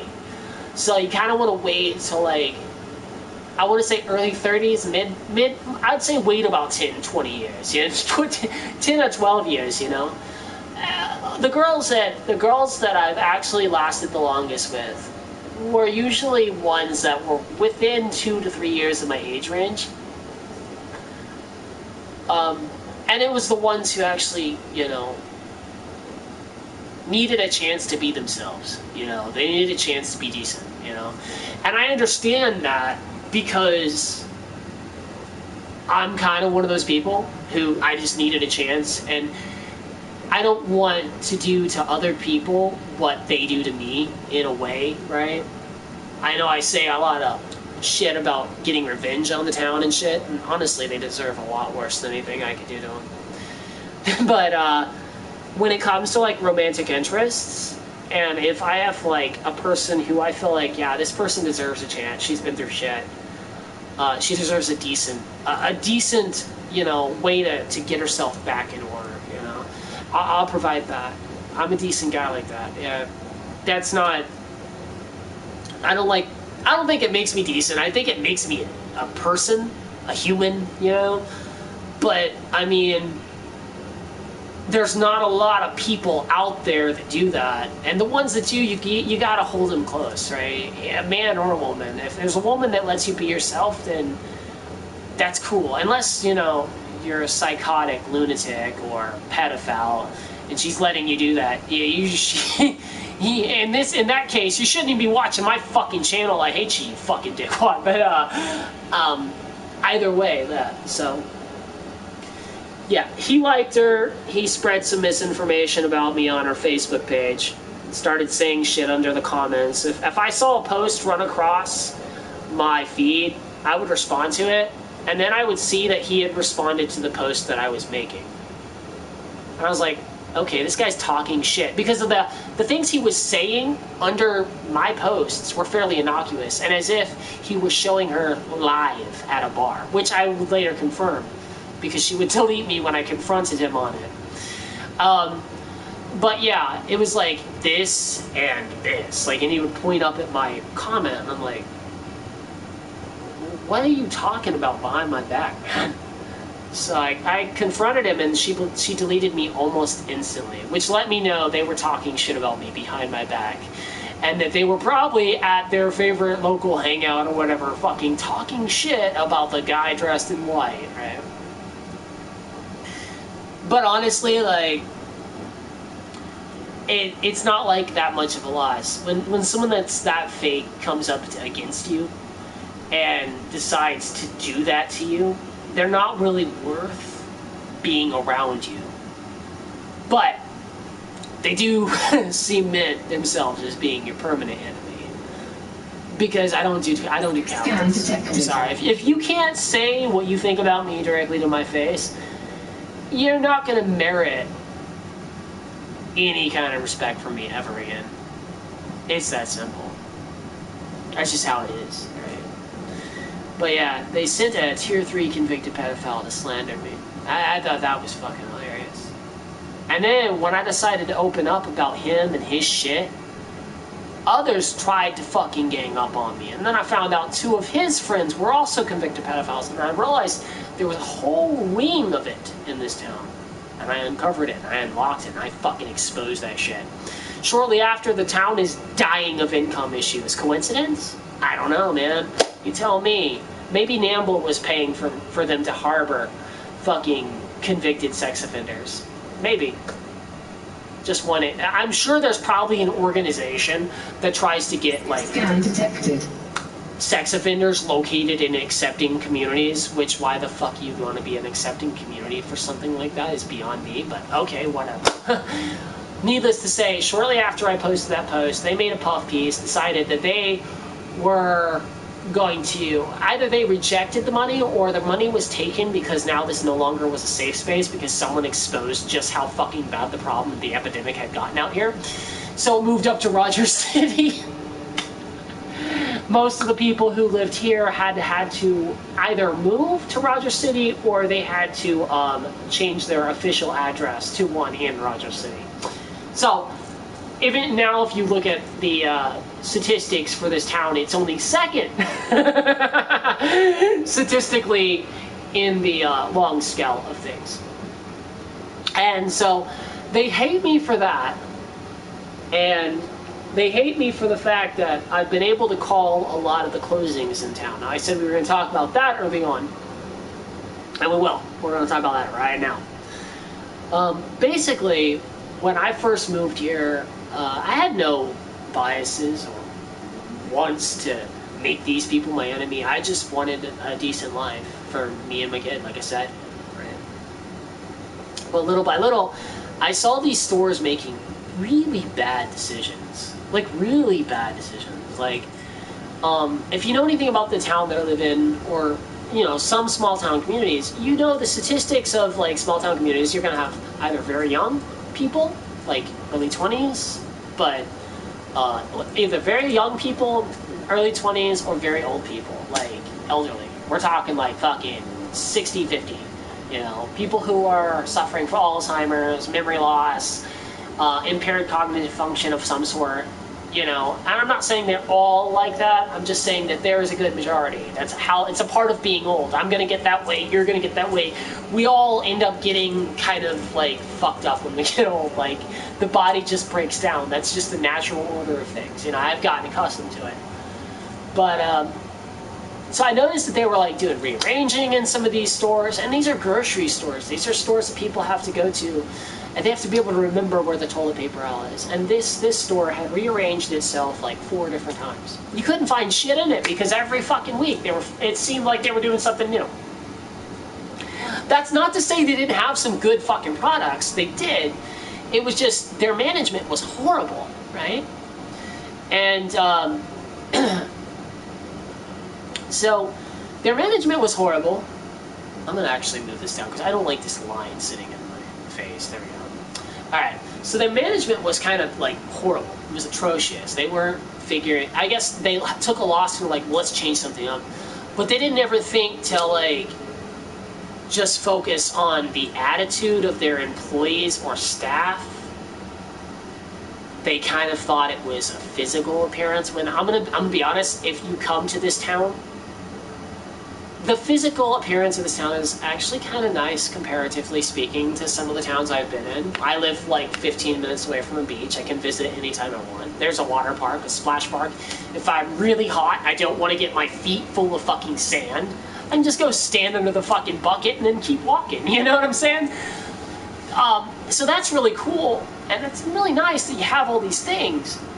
But unless your town has a decent attitude towards each other and itself, and you're actually caring about each other enough to give a shit, not to stab each other in the fucking back, you're not going to have very much success. I digress. Like I said, one of the stores in town saw me as a thief because I'd bring my backpack in. Not because I ever stolen anything. I was never arrested. They never called the police, but because I brought my backpack in. So they eventually assert a rule. You have to keep your backpack up front. I'm like, I really don't like being treated like a criminal. But I did it for a number of months. And the harassment would continue. They'd start talking shit about me. But I had to walk to and from my house. I didn't have a car. My grocery runs were on foot. Alright? Most of these motherfuckers couldn't live how I had. They wouldn't fucking fathom it if they tried. They all have little familial circles. That's another thing out here. There's like maybe 9 families that run the whole fucking joint, right? Couple immigrants, but if you don't like bow to these people upon moving here and you don't, you know, take their jabs with a grain of salt, they instantly fucking alienate you. So it is what it is. But they were treating me like a criminal for wanting to purchase food, so I thought that was kind of interesting. That was one bad management decision that I'd heard of. I talked to the guy in community service. I'm like, why do they treat their customers like criminals? And he said, and I quote, with cages in his fucking ears, because most of them are. I'm like, what? Now, I didn't realize what he might have actually meant that these actually people, all these people actually have criminal records. He might have actually meant that. But, okay. All right, great, you know. That's what you meant? Okay, fine. And, so I figured, well, that's a horrible thing to say about your customer base, you know. So right then and there, you kind of realize the attitude they have is, if I'm here, you're here. Like, really down below, you're a fucking peasant, and I hate you, and I fucking hate you, and I hate my customers, and this and that. And so with that kind of management ideology, you're not going to last long when people are made aware of it. And they were. And I was the one that made them aware of it. Another reason I'm hated in this town. Needless to say, I kind of saw things going south when their meat was turning green in the freezer aisle. And I could buy, I don't know if anyone's familiar with Gordon's food service. I'm a little itchy because I've got, literally, like I said, I can't even go to the beach anymore without getting freaking swimmer's itch. And if you stand in that water at waist height for too long, whew, you're prone to it. But I'm not gonna say I digress again because I'm fucking, that's gonna be a marathon supercut by now. But basically, so like what I ended up finding out is that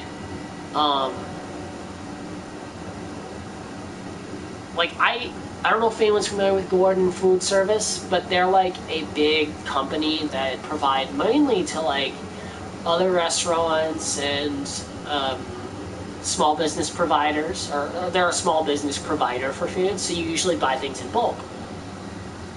But I noticed that a lot of Neiman's produce, if you were going to buy the alternative to that at GFS, you could get it a lot cheaper. And I mentioned that, as well as the meat issue that they had, where their meat just did not look appetizing, you know? And I mentioned it in a post where they had just shut down their pharmacy. Keep in mind, they were shutting down their pharmacy, all right? And I mentioned that if they wanted to keep things running, if they wanted to come out of this alive, detected. you know, if they wanted to keep this business going, they were going to have to make some changes. But stopping their pharmacy wasn't the way to go about it. All right, and eventually they would have to close more than just the pharmacy, because instead of making the changes that were required of them, they would just cut things out. If it's not broke, or if it's broke, we'll just remove it altogether, which is great if you're just dealing with like a bicycle, not necessarily a fucking $30,000 property, or even a fucking $40 billion business, potentially $40 billion business, which I believe a lot of stores would have had the potential to be a $40 billion business in this town, had those types of management decisions never been made. That being said, they instantly rebutted with how my claims of the store losing money is exaggerated. And I have a video that expresses all of these predictions, by the way. on a private channel, and if you guys want the link to that video, I can support the evidence in that video. I actually show a lot of the actual screenshots and whatnot to a lot of what I'm talking about right now into that video, because I took the whole villain fucking moniker and I rolled with it hard. They hate me out here for it, but I'm gonna be honest, in a world of lies, I'd rather be a villain that uses truth or honesty and facts, rather than some fucking deceitful piece of shit who claims, oh, you're just not seeing the positive side of things. I like to see reality. Not everything's positive, sorry. My bad, bruh. But I digress. Yeah. And I just said I wouldn't say that. There was the supercut moment. But basically, so what ended up happening is they wrote a puff piece how my claims were exaggerated, and that what was happening at Neiman's wasn't really because of income. Scan detected. 1 year later, 1 year later, just before COVID hits, mind you, just before COVID hits, like, actually it's the year before, maybe it's 2 years before COVID, I don't know, this was like, but it was a while. It was like about a year. I think it was 1 year. I think it was just before COVID here. I would say 6 months before we actually had first cases of COVID in the US. They close. They close. They closed it down, and what was to blame? What was everyone gossiping about? It's the management positions. I wonder where they got that idea.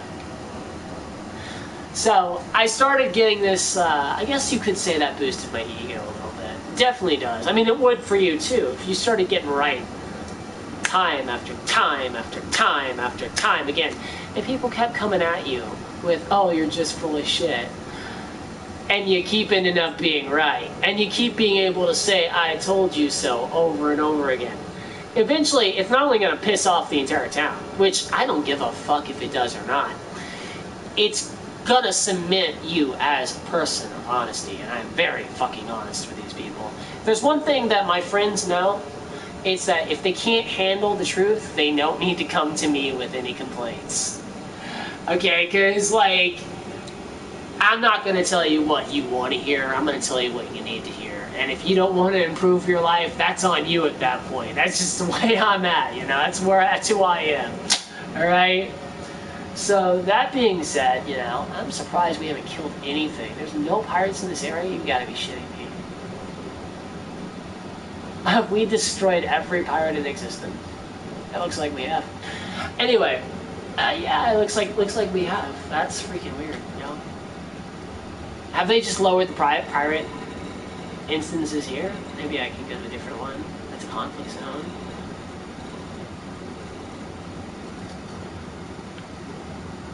Alright, well, that's kind of weird. Not gonna lie, that's weird. Never had an instance where they just were like, oh yeah, you're not gonna AFK this shit, buddy. They really got a little upset there, didn't they? That's right. That's right. Be upset. Oh, by the way, I also called the fact that Horizons was gonna be blocked on Elite. And I got blocked on the official Elite Dangerous Twitter page just before they actually announced it. So that's a little key bit of information. I've been right about a lot of things in the past. Shit. Wow. Been right about a lot of things. That's not to say I'm always right. There's sometimes definitely called some wrong shots. I think you do this for long enough, you're gonna get things wrong. But there's also a lot I was able to get right. Basically, I called Neiman's, their whole downfall, the whole plight for the store. Now, the whole business, now people were like, oh, Neiman's, there's a store in the town over. I'm not referring to the business, like the entire industry. I'm referring to that one store and how it was operated, because that is where I gathered my knowledge and intelligence from. Alright? Not all my intelligence, but the intelligence about said venue. Okay, for those naysayers who want to just be like over-analyzing and fucking using, what is it, they want to use. God, I forgot the word for it. Little stipulations. Forgot the fucking word for it. It's annoying the hell out of me. But for those people who want to like use that type of shit against me and argue semantics, aha, semantics. For those people who want to argue semantics, that's for you guys. You know, you guys are just like, man, I don't care about you. But I digress. Like I said, like I called the store closing. I said that it was going to close if shit didn't change. They said it wasn't closing for that reason. That management had no problem and made a puff piece about it, and ultimately had to retract that statement. They had to retract that statement really quick when it closed a year later. They hate me for that shit out here. But it wasn't like I didn't give them a heads up. In fact, in the post, I had given them exactly what could have been done in order to change it. I'm sorry, I'm not going to buy it. I literally said in the post, I'm not going to buy avocados for $3 at your store. If I'm just across the street, I can get them for $1.25 a piece. I'm sorry, it's just not going to happen. The markups are insane in this store. I couldn't handle that. So they figured, well, we've got friends in town, because this is where they started that store, by the way. Neiman's first store was started in Alpena. So you can honestly say their first store is their foundation store. All right? That's the first store to open that they had. And it closed. And I called it. And they hate me for it. All that aside, I did also call the fact that the Kmart was going to close, but I didn't do it very publicly. I kind of just told people who work there, you guys, I'm looking at the way this place is going, and I'm going to tell you right now, get out now and find yourself another job. And a lot of them did, and congratulations to those people. They took the advice, they ran with it, and they worked with it, and they got themselves a decent job, and guess what? Kmart closed fucking 8 months after. So I was right there as well, you know? Luckily, Alana had already left that workplace for like a year. But while she was working there, it was showing a significant decrease in stocking potential or stocking ability. Like, they couldn't stock their shelves because corporate wasn't funneling them the money they needed in order to do so, right? But it also wasn't just that. The higher-ups were already closing stores for decades, and I had already seen the signs when I lived behind a Kmart down in Cobb County, Georgia. That was my favorite place to go. I'd go there every fucking day, and when they closed, I saw this. I saw what happens when a Kmart closes its stores. They eventually stop stocking things. They announce a grand closing or a closing sale about 6 months when there's hardly anything left in the store. So I knew what was going down long before they even, actually announced it. And I called him. And a lot of people were, I believe a lot of people were able to obtain jobs because of my ability to tell him, look, this place is going down. It's a sinking ship. You need to get out while you can. And I think I may have saved a lot of people's lives that way. I don't know if I did or not. I hope I did. Because I believe there was some people who said, yeah, I've already got another one lined up. I'm like, good for you, and good. Yeah, you should. You shouldn't put all of your eggs into one basket. Listen, if you say that in here, though, because everyone here wants you to put your eggs in their basket and only their basket. And if you do that, you're setting yourself up for disappointment. You're setting yourself up for failure. And it's not something you want to do. So, good on them for doing that. But, then I found out that, COVID hit, obviously. And when I was kicked out of the mall, I said, look, if things keep running the way they're running, this mall's got, its days are numbered. Malls are closing across the U.S. This mall's not going to be here for very long. Corporate stores are going to literally leave this fucking mall if shit keeps being run the way it's being run. And ultimately, I think that's eventually what started certain stores leaving. Because some stores were leaving before the fall of COVID. Payless was leaving. Payless left the mall long before anything else, in fact. Then Sears would go on to close another one of its stores there. And I was like, oh, this place is going to start dying quick. And so I called it. And as soon as COVID hit, JCPenney's was lost. And I'm like, now the mall is done, guys. I'm just going to let you guys know the mall is done. And I let them know.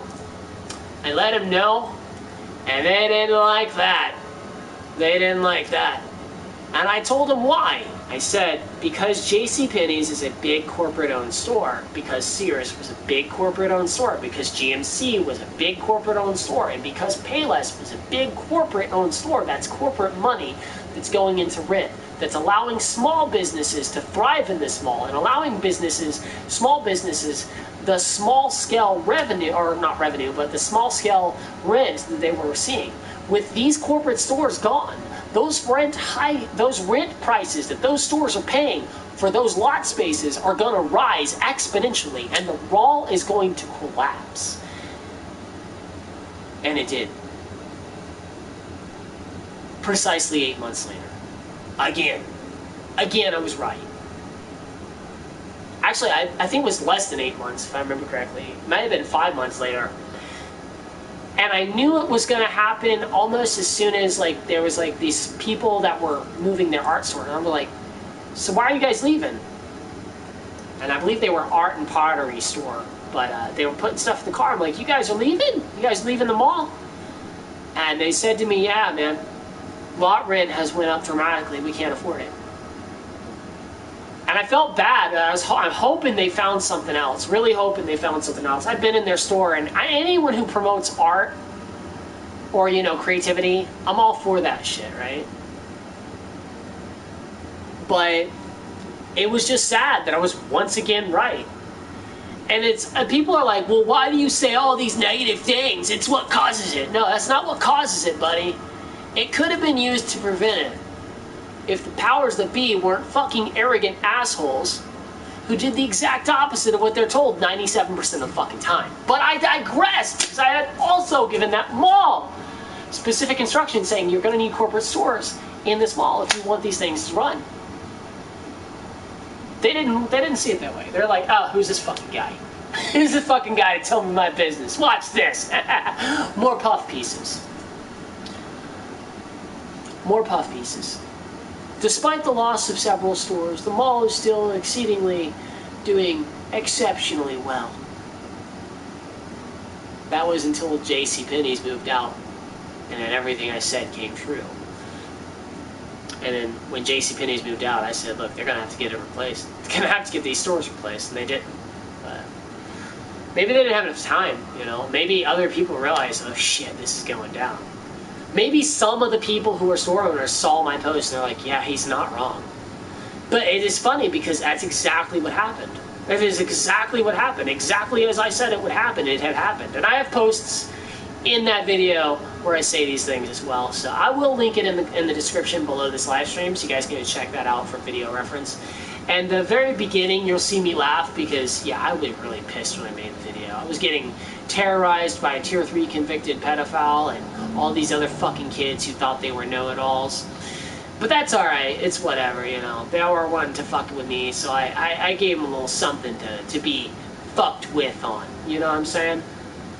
You're gonna hit me with some lies, I'll hit you with the truth, and it's gonna sting twice as hard, buddy. Twice as fucking hard. Because you can't refute truth. It's supported by factual evidence. It's supported by things you have actually said. It's supported by the things that you deal with on a day-to-day basis.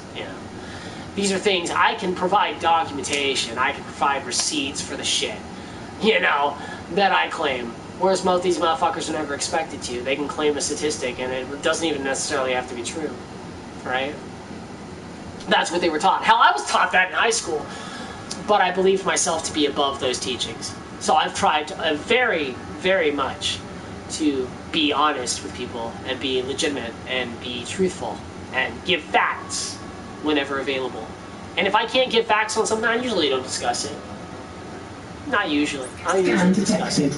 If there's something I'm led to believe, there's usually some pretty good circumstantial or maybe it's not just some circumstantial. There's going to be a lot of circumstantial evidence that supports it. If not, physical, solid evidence, which most of the time there is. There's almost 100% of the time circumstantial, but I'd say 90% of the time there's 98% of the time there's factual evidence, physical evidence I can point to say this actually happened, this actually occurred. So, yeah, so like when I predicted the mall closing, they were like, oh, we're glad you came into the comment sections to make this about you. I'm like, hey, I don't like it any more than you do, but everyone laughs me out whenever I say these things. So, you know, how are you going to expect me to act nice when you never bothered to fucking take into account that maybe this motherfucker has seen a few things in his life, you know, that will lead him to believe these things, or maybe he's actually able to make statistical educated guesses, which actually that is what they are. I mean, I'm going to be honest, like, a lot of my educated guesses are very well educated guesses. They come from knowing psychology of people in groups. They come from knowing how actions affect people. They come from knowing how actual human-to-human relations affect people. And they come from knowing the landscape and fieldings under which these people are established. And because of these data points, I can create a lot of predictions. I can also use and combine these data points, not just with small businesses, but with massive structural analysis based on industries, based on, like, if I'm making a report on an industry, I can tell you exactly where that industry is going to be in 10 years, hands down. Just based on these data points, as well as data points that are related to that specific industry. So say it's a financial institution. I can tell you based on the rules of financial institutions and how people relate to them, how people react to the actions of financial institutions, and how those financial institutions are acting, I can look at all those data points and I can point to you exactly where they're going to be in 10 years. And because of this, people hate me. Because if there's one thing motherfuckers hate, it's a know-it-all. And I don't know everything. I'm not going to say I know it all, but there are people who view me as that type of person. They see me as this, oh, he's the wise old owl that's just fucking annoying in Winnie the Pooh or some shit like that. Or maybe I'm like the guy who was the fucking principal in Roseanne. You may be right, but I don't think so. Horrible person. Interesting show. I was kind of forced to watch that as a kid. But I'm going to get away from that. We're breaking topic. Basically, all of that in combination with the interpersonal attacks I've endured on this town and just the sheer abrupt amount of people who've come forward saying, yeah, you're not lying. It's just exactly like that here. And I have. Like I said, I've also put witness statements. Now, that's not all the evidence I have in that video. It's just some of it.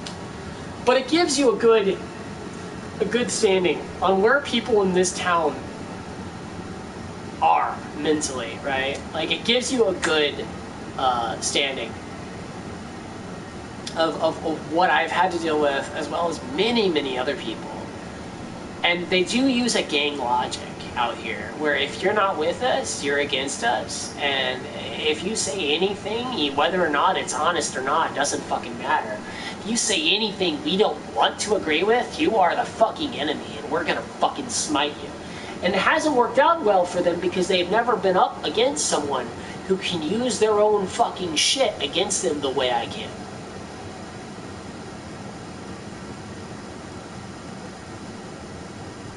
And that moment of silence is to let you guys reflect on that.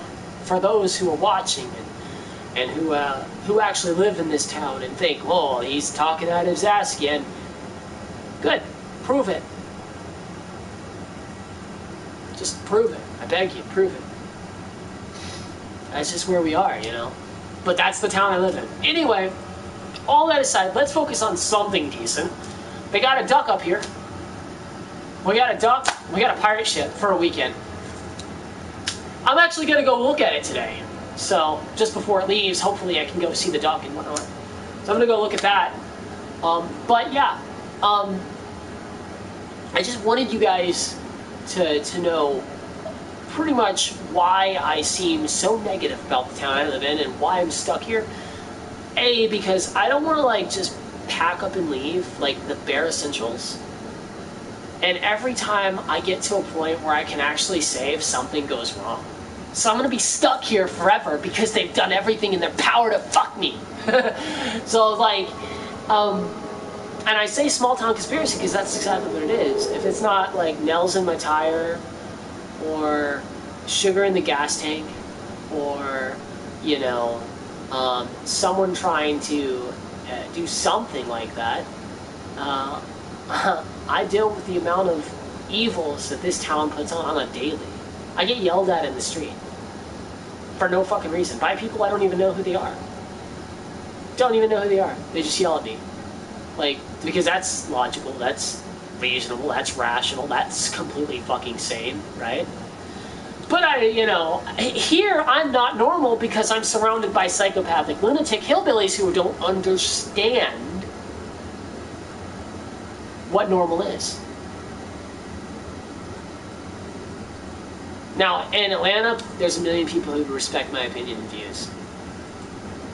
Hell, I've been to some rough neighborhoods. You're like, you know what, you seem fucking likable. You seem real as fuck, but you seem likable. I like you because you're honest.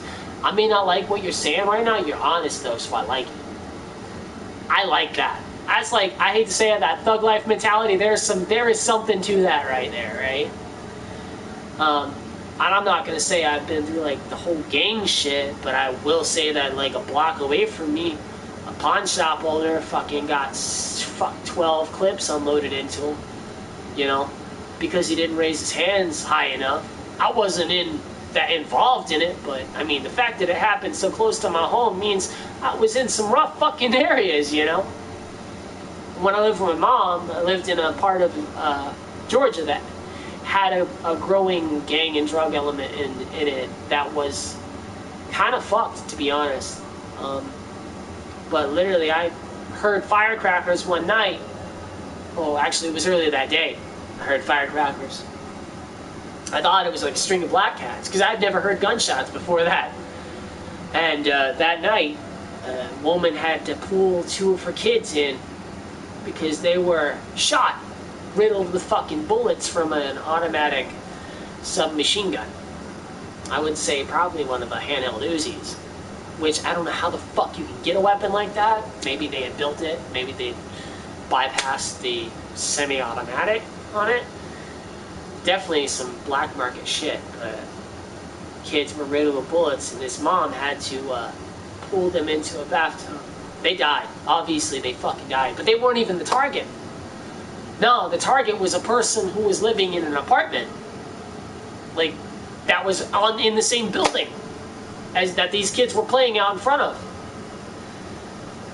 So imagine hearing black cats, or what you think sounds like black cats, you know, being lit, and you find out there's like 2 kids that died literally within, well, I want to say literally within 25 feet of your house that you rent. Yeah, that's where I came from. These people aren't shit to me. These people aren't shit to me, man.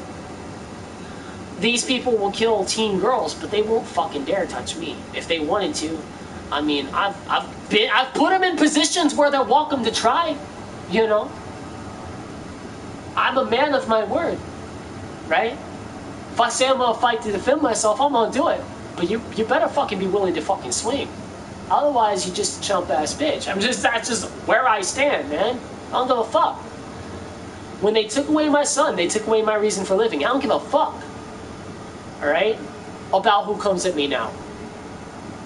And that's where I stand.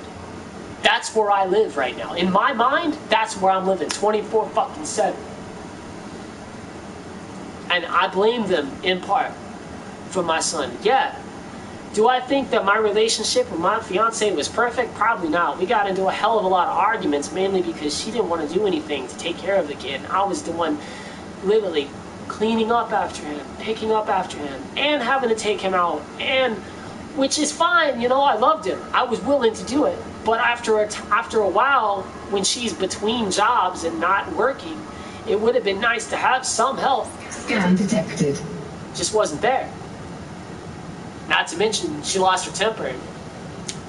All that shit. She'd get mad at me. She wouldn't take no for an answer. She always wanted to fight someone. Tried to walk around. All that shit, right? It's like, you can't even walk away from her because she'll block the doorway and shit. Now, that's all old news. It's all under the rug. You know, I'm all past that now, but like I'm saying, I'm guessing there's a lot of couples who have these types of situations. You know, no one's relationships are perfect, right? But I do blame a lot of that and a lot of the way she was on how this town treated us, just for being honest. In a heartbeat. And I wish my son could be with me. Like, I miss him a lot, all the time, every fucking day. Every day I walk down the street these days, and I'll see other parents with their kids, and then I'll see some parents who are just straight fucking neglectful, and I'm just like, these assholes keep their kids. But not me. Nah. The law dictates I can't even apply for custody because she's still married to her ex.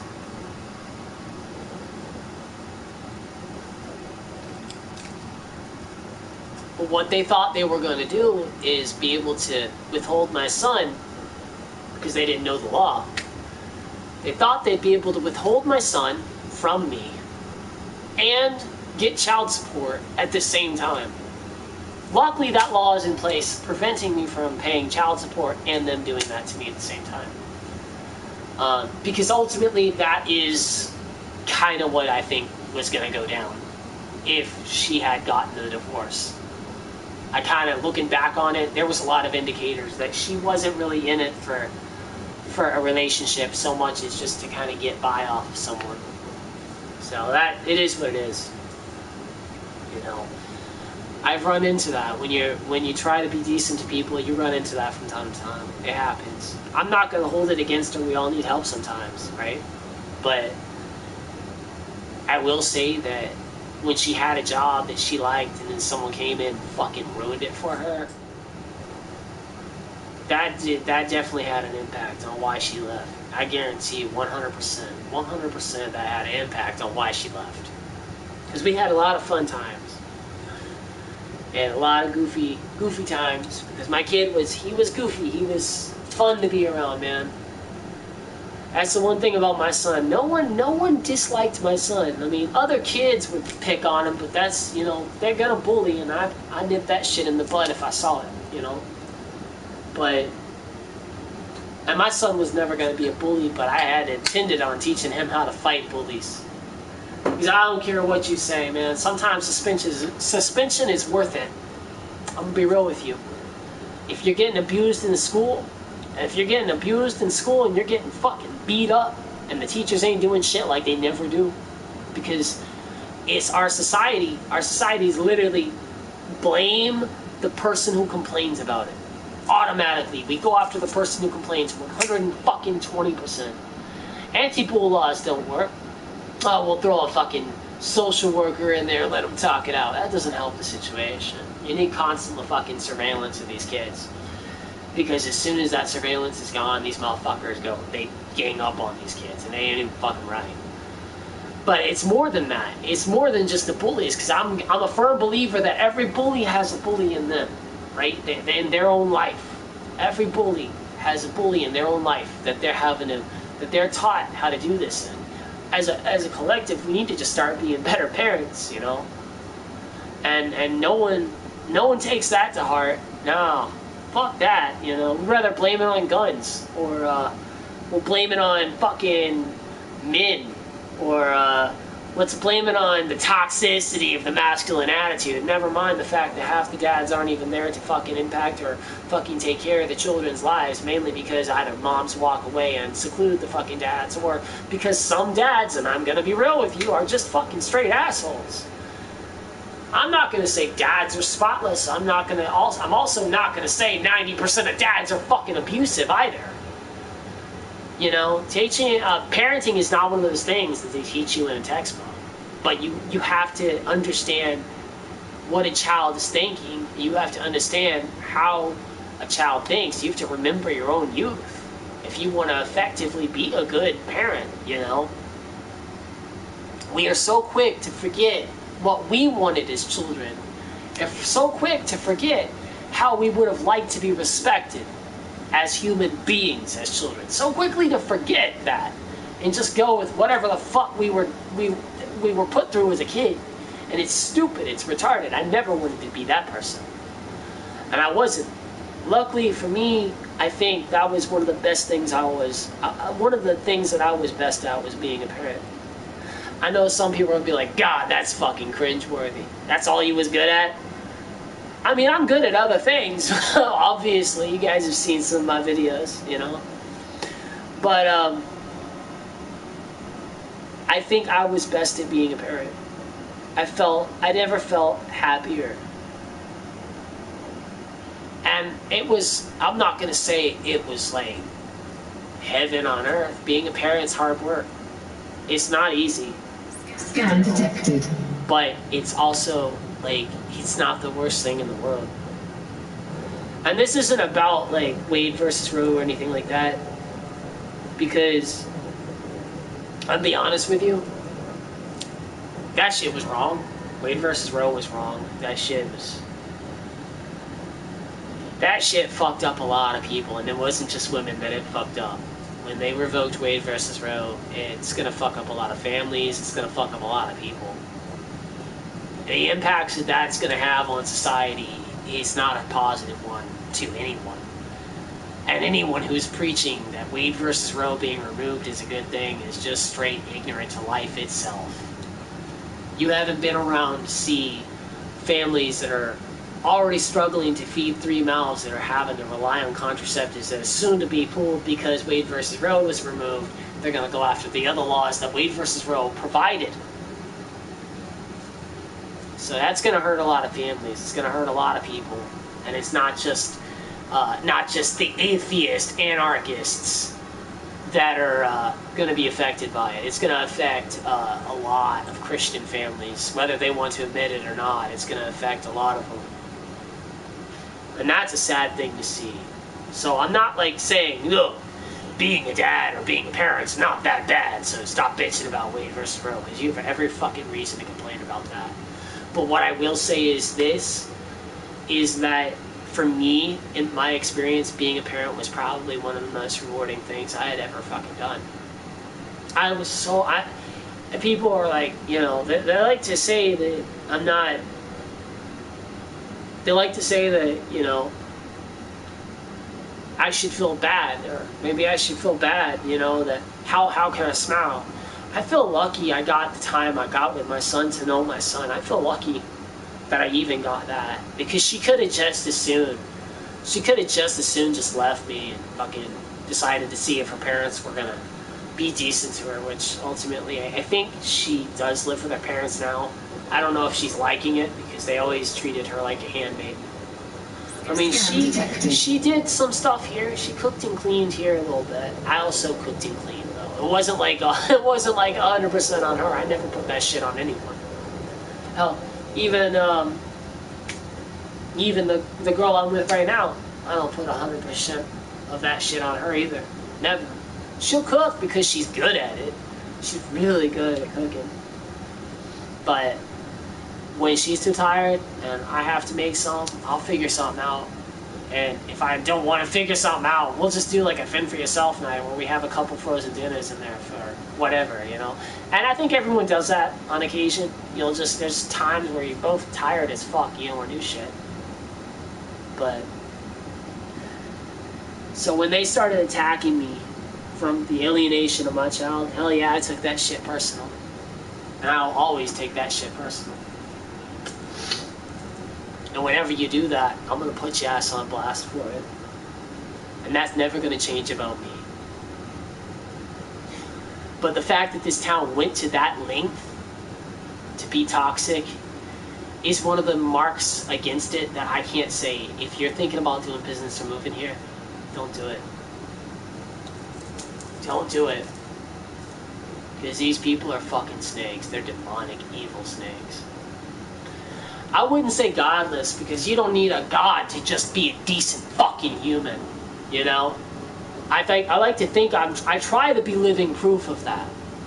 I really do. I try really hard to be living proof of that. If it's not giving to people who need food, you know, giving people who need food, or if it's not like offering people help who need it, I try within my limits. If someone starts getting aggressive with it and using me, I kind of cut them at that point.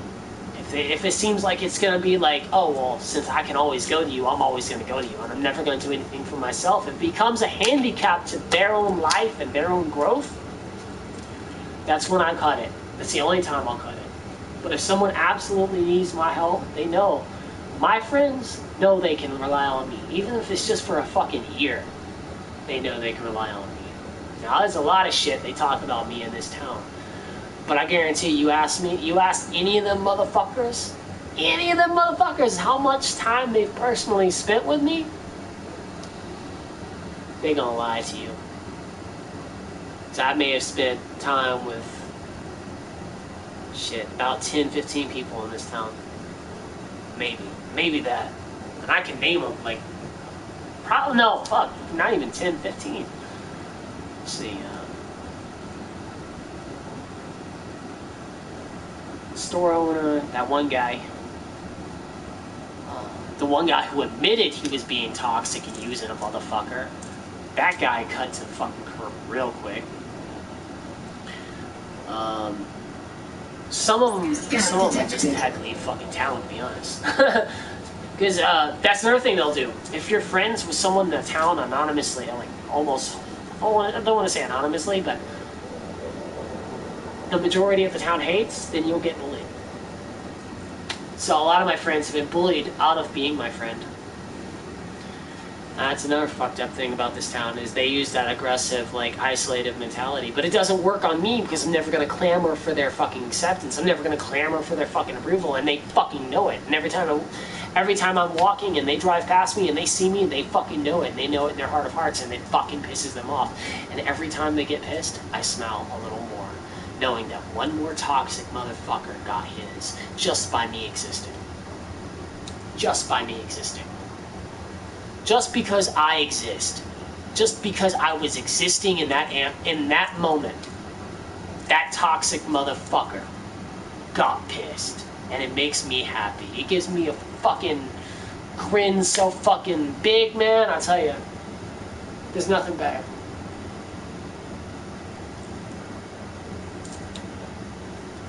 But yeah, that's what this whole stream is. Just let's have a discussion.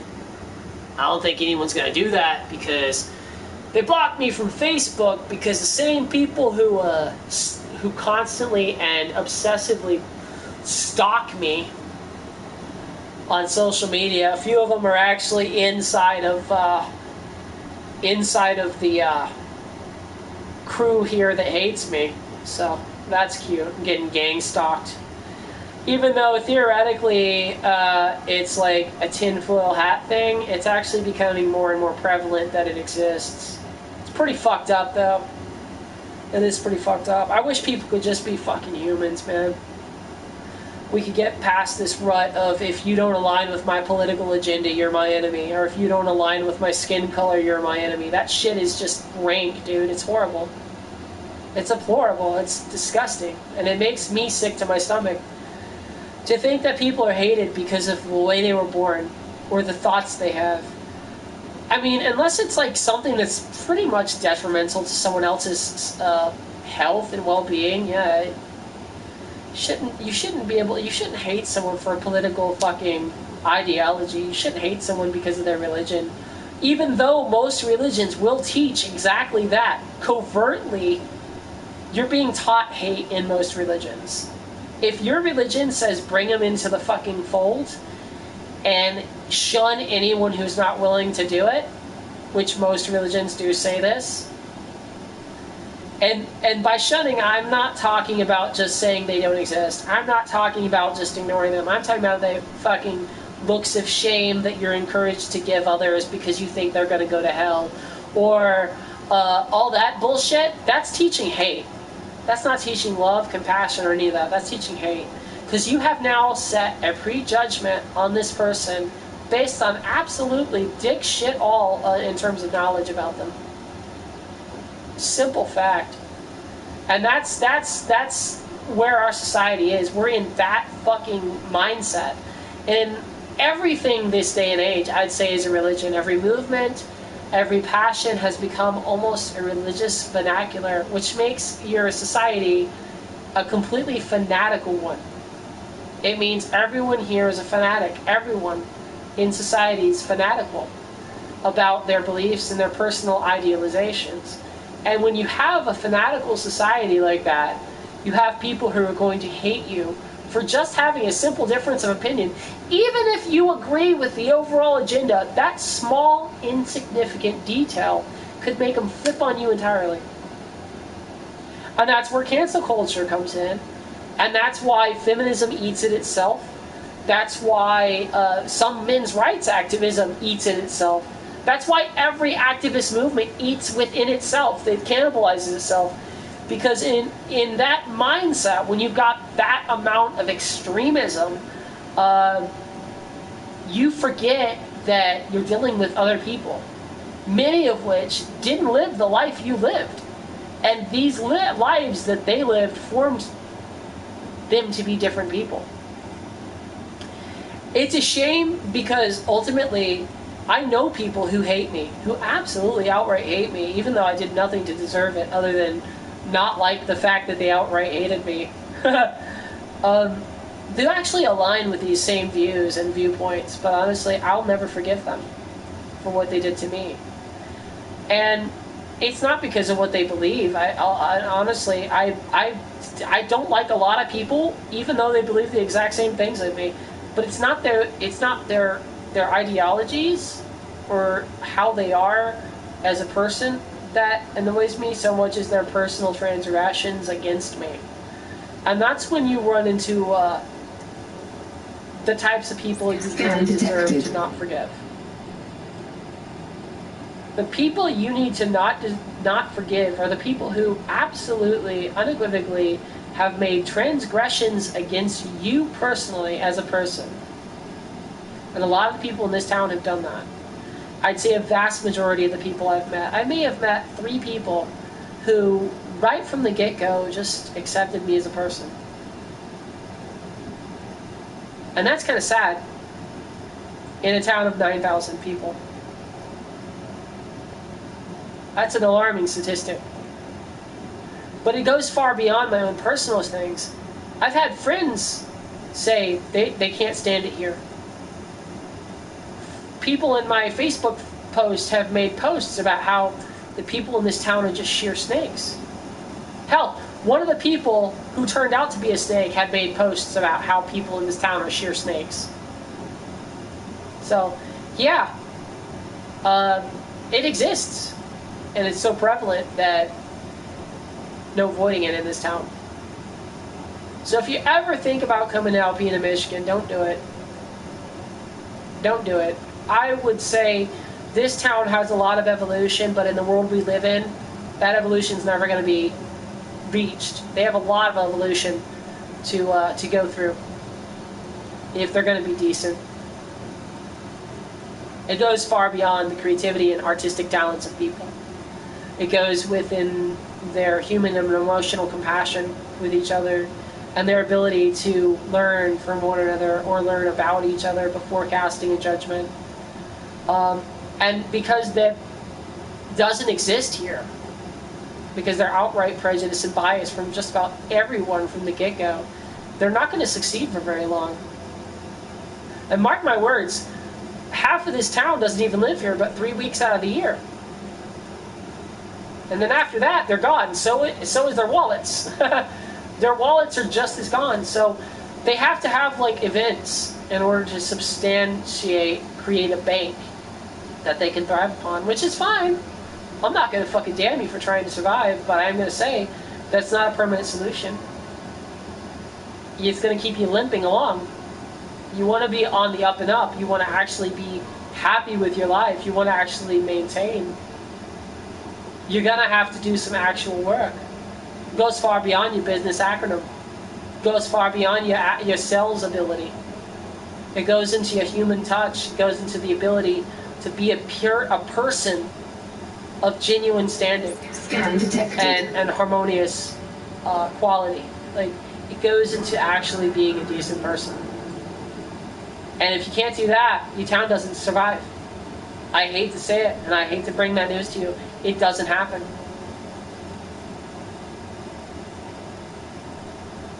You're so busy villainizing each other, and you're so busy attacking each other.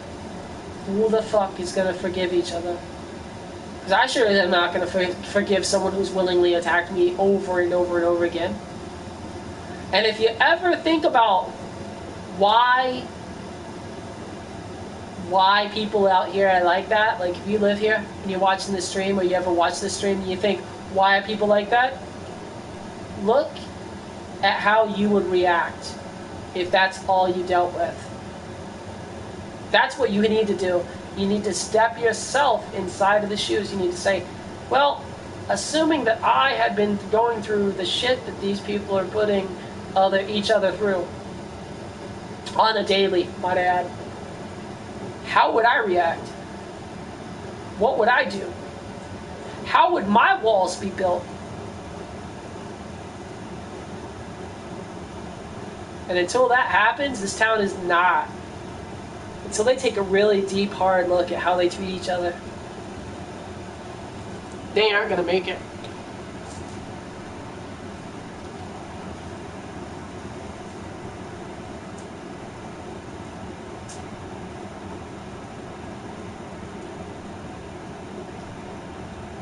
You all right out? Yeah. Okay. Glad that you're eating. Yeah, I'm glad that you're eating. I'm glad that you're eating, baby girl. My cat got a little sick earlier and coughed up a hairball, so I guess her tummy was hurting. But I think that's going to be the end of the stream. Let's see. Did we at least finish a mission? Oh, yeah. We didn't yet. What the hell, man? Did they just patch it to where you can't do any missions like this? Like, I think what I'm gonna have to do is just exit out and then come back in. Yeah, that's what's gonna have to happen. Something's broken. If you break the ability to have piracy inside of the fucking Hazres, though, Cannot comply. just and think that that's a patch, that's not a patch. That's not fixing your problem. But okay, I mean, whatever. I guess we're not gonna finish. Let's see how many things we've gotten so far. Have we gotten anything from these? Fuck, 0 kills confirmed? You're shitting me. Fucking hell. Holy shit, man. Yeah, we've been sitting here. Cannot comply. Meanwhile, nothing has happened, which is interesting. Cannot comply. What do you mean? Retracted. Yeah, I don't care. Destroy the fighter. 4, 3, 2, 1. Engage. Yeah, we just went into that low Hazres, and it completely didn't have any piracy at all. That's crazy. That's fucking madnizing. That's mad right there, man. Oh, fuck. I don't even see a ring here. Oh, shit.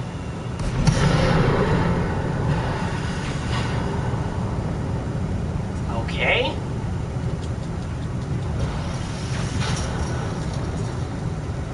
Frameshift drive charging. Okay, we're gonna have to take like a long come back in to reset it.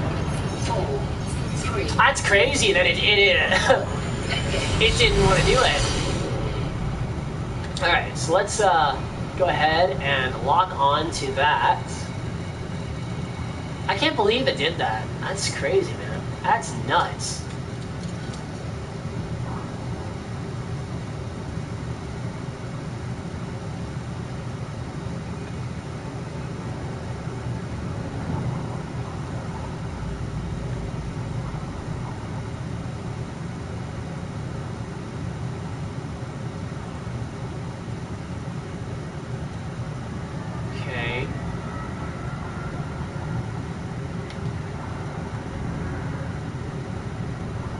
Yo, are these planets so close together that I'm seeing two rings? No fucking way I am. Holy shit. That's crazy, man.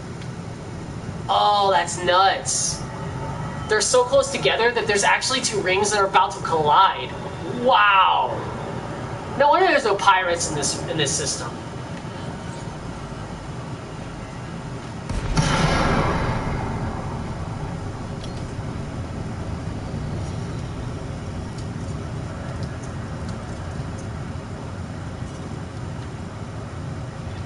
Copy. Deploying device.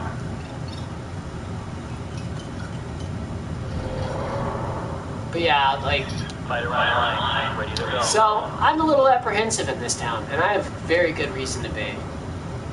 Because the people here have not treated me at all good. And while I don't feel entitled to be treated good, they don't treat each other good either. So it's kind of like, yeah, they're not really worth giving a fair look at, because I've already tried that and it didn't work. Roger that. Well, actually, I wouldn't say what I've given them is an unfair look, to be honest. I've been extremely real with how I view them. Copy, Commander. Bringing the fighter back to the main tank. No. Engage at will. Weapons online. Perfect. Flight assist off. Right, now we have some pirates going on. Alright, awesome. Ah! Oh, a whole string of mission targets. That's perfect. That's exactly what we need. Exactly what we need. Perfect. And just like that, one of our kills has been met, which is good. I'm completely down with that. We may have a battle on our hands, Commander. No shit, Harlan. We've got like fucking. Wow. Yeah. That's what I'm talking about. Look at that. We got 1, 2, 3, 4, 5. Limpet. Scan detected. Where's the popcorn? Target destroyed. Warning, incoming hatchbreaker limpet. Hatchbreaker limpet. Can't believe we had all that discussion. None of this. Incoming hatchbreaker limpet. Man. Hatchbreaker limpet avoided. Warning, incoming hatchbreaker limpet. Under attack. Let him come at me. Warning, incoming hatchbreaker limpet. Hatchbreaker limpet avoided. Warning, incoming hatchbreaker limpet. Hatchbreaker limpet. Here it comes. Warning, incoming hatchbreaker limpet. Pew, pew. Warning, incoming hatchbreaker. I literally feel like that. You know that scene in Star Trek, the new movies, when he cheated the whatchamacallit? The test that you're supposed to learn fear from. Pew, pew. I feel like that every time I do this.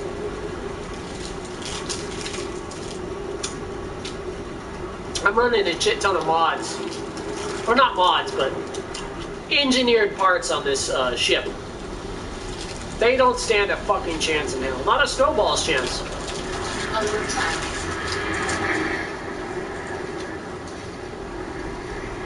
Logic malfunction. Oh no, not a beam laser. It's alright, I've got like 9 others. Not to mention the point defenses. There we go. Mission complete. Mission complete. Let's see, how many more do we gotta get for the other one? It's like 7 million. For how much? What am I doing? 7 million for 63 kills? Well shit, it's only 4 and I wasn't scheduled to leave till like 5 something, so yeah, let's do it. Oh, yikes. My bad. My bad. Oh my goodness. Sorry. Oh man. I was trying to find out like a different button. I pressed the wrong button. There we go. Alright. So that was interesting. We just completed one of our missions at least. I'll probably sit through half of this next one. If you guys want to be in the comments, comment section is available. It'll tell me what you say, so it's like it gives me the voice of what you're saying, and I'll hear what you're telling me. So I'll be able to answer accordingly.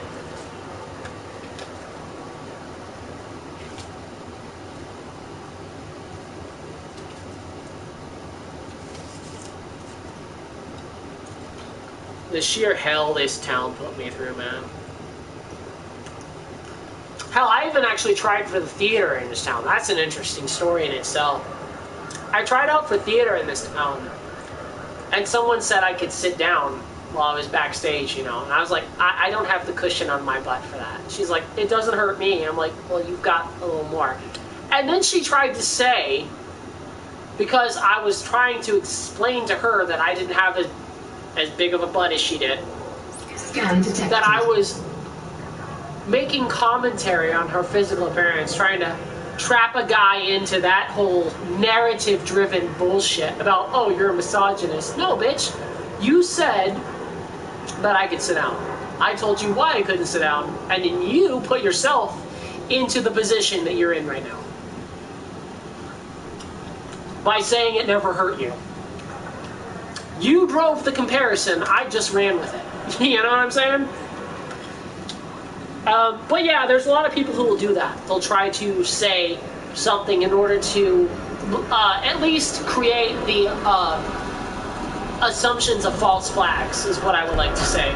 They'll try to use little narrative to try to shape or form opinions about you passively. That's how cowardly they are. They can't come out and say, I don't like you. They have to have narratives driven about them. But yeah, I was actually learning fairly quickly. I believe I was learning quickly. I'd never done an actual acting role aside from like elementary school in my life. And I was getting better, but I only had 3 weeks to work as an understudy for this person who was actually out, who wasn't going to be doing the role. And Scan detected. so they had me in there, and there was a guy who was more experienced, which was fine. But I wasn't getting my role in the 3 weeks that I was required to do it, so obviously they let me go. However, I was expected to do in 3 weeks, to my credit and to my benefit, I was expected to do in 3 weeks what these people had been doing for 6 months. They had rehearsed this entire play for 6 months. Alright? 6 months they rehearsed it. And I was expected to do that in 3 weeks. Alright, okay, you know, I was already walking into fucking shit that was far deeper than I was ready for. But eventually I lost the role. Which I don't really hold that against them. I wouldn't want to fucking cast someone who was inexperienced in a role either. But it just goes to show that when it comes down to it, they will hold you to an expectation they would not normally hold themselves to, which is extremely hypocritical and highly just, it's not good. It doesn't make you look good, okay? It really doesn't. I would never ask someone to do something I could not myself do. And then try to say they were insignificant in some way, shape, or form for not completing said task.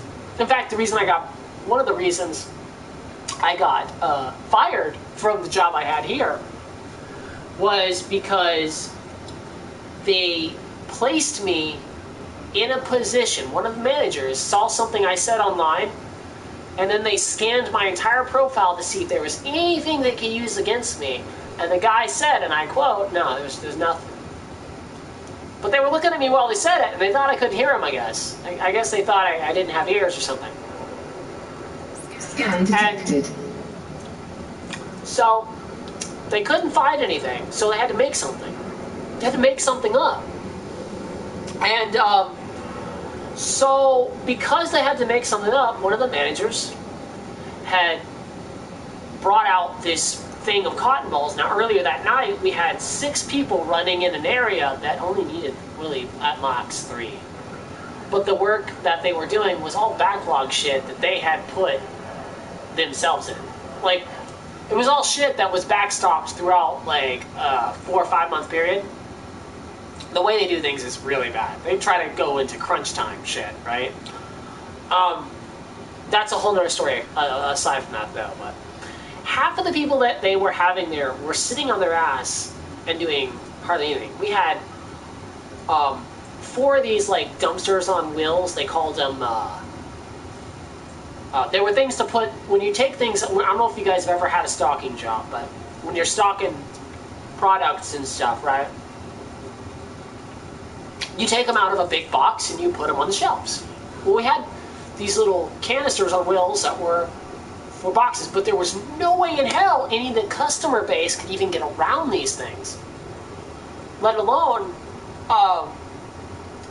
they couldn't get around these things, let alone us work around them. So we had, at best, eight of these things just sitting out in the aisles. We had a total of I would say 6 or 7 people without the manager that was working with us alongside of this. All working pharmacy, just pharmacy and cosmetics, which is like a combined area. If you work the pharmacy, you also work cosmetics. That's something that they do. So we had 8 people in an area that was confined and only really made for 3 people to stock that area. I could have taken it out a good 90% of it, and I was stocking a lot of it. But then my tub got full. My tub that I put all the box trash in got full, and you're supposed to take it to the compactor. I noticed there was a few others that were full as well, so I took those as well. And that night, the girl who was stocking cotton balls had finished her stocking of cotton balls, even though she was sitting on her ass while doing it. It's whatever. It's kind of hard to bend over because most of what she had to stock was on the bottom shelf of a thing, right? Because she was already full up on the pin board. And the pin board is basically when you got something that has a little hook on it, you put that thing on it. You guys probably already know what I'm talking about. That was full. Well, later on that night, I'm working in Home Supply, right? She brings out on an L cart, which is a flatbed cart that they'll put things on, they'll stack them on, you go and stock them. She brought out the rest of the cotton balls that this girl could not put up and said, these are livestock, you need to go stock them. And I told her, I'm like, those are full. There's nowhere to stock those. So she's like, I don't think you're hearing me. These are livestock, you need to go stock them. I'm like, no, those are backstock. They need to be backstocked. And she's like, I don't think you're fucking hearing me. Yells. Everyone in the home ec aisle hears it. And they all look in my direction. I looked at her. I'm like, all right, but I don't see how it's going to do us any good. So I take them over to the cotton ball area. And I'm looking at it and I'm like, there's nowhere to put these things. So I just start stacking them on top of all the ones on the shelf that's on the ground. And she comes up to me with another manager and says I'm out of my area, even though it's the area she sent me to. All right? So that's just one of many of the small town antics you can expect from the workers' ethics out here. So they're not very ethical in managing a business. And because of their lack of ethics in managing a business,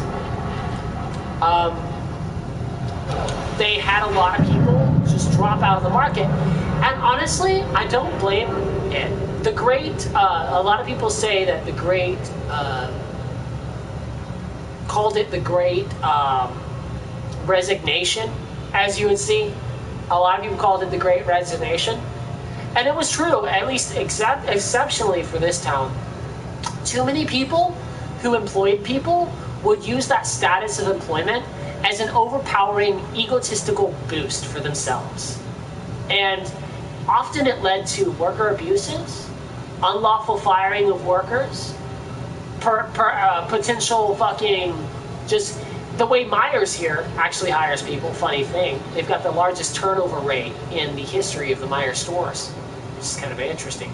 Because what they do is they have a probation period under which they hire you. And if you're ever trying to work at Meijer, you need to know this. And I don't give a fuck about their FDAs, let them come at me. If you're ever at Meijer,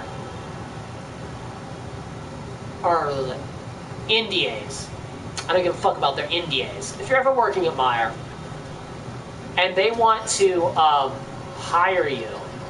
First off, don't believe that emotional trauma bullshit they spill on the fucking TV screen. That was my first mistake. I thought, wow, they actually seem like they care. No, that's all propaganda and PR bullshit. They don't give a fuck about you. They do not give a fuck about you. And you, by instance, should not take those company values to heart. Why? Because if you do, they will fire you in a fucking heartbeat.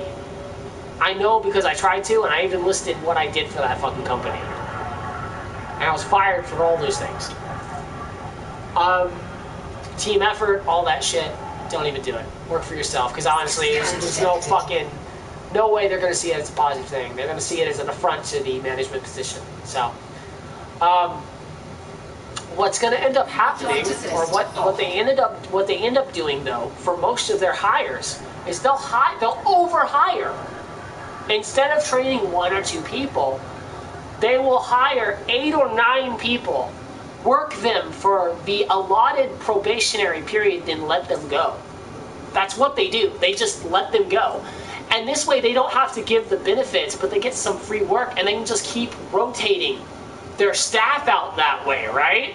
They just rotate the staff out without paying any benefits.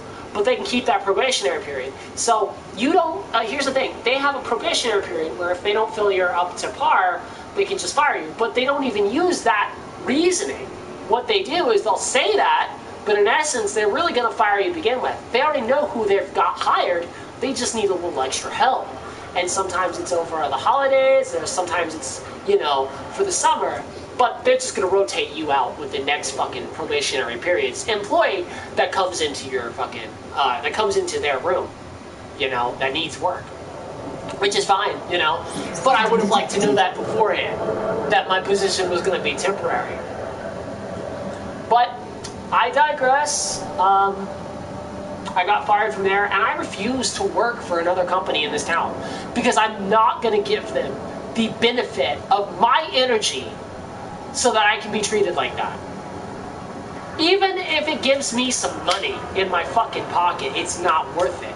For my mentality, for my soul, for my everything.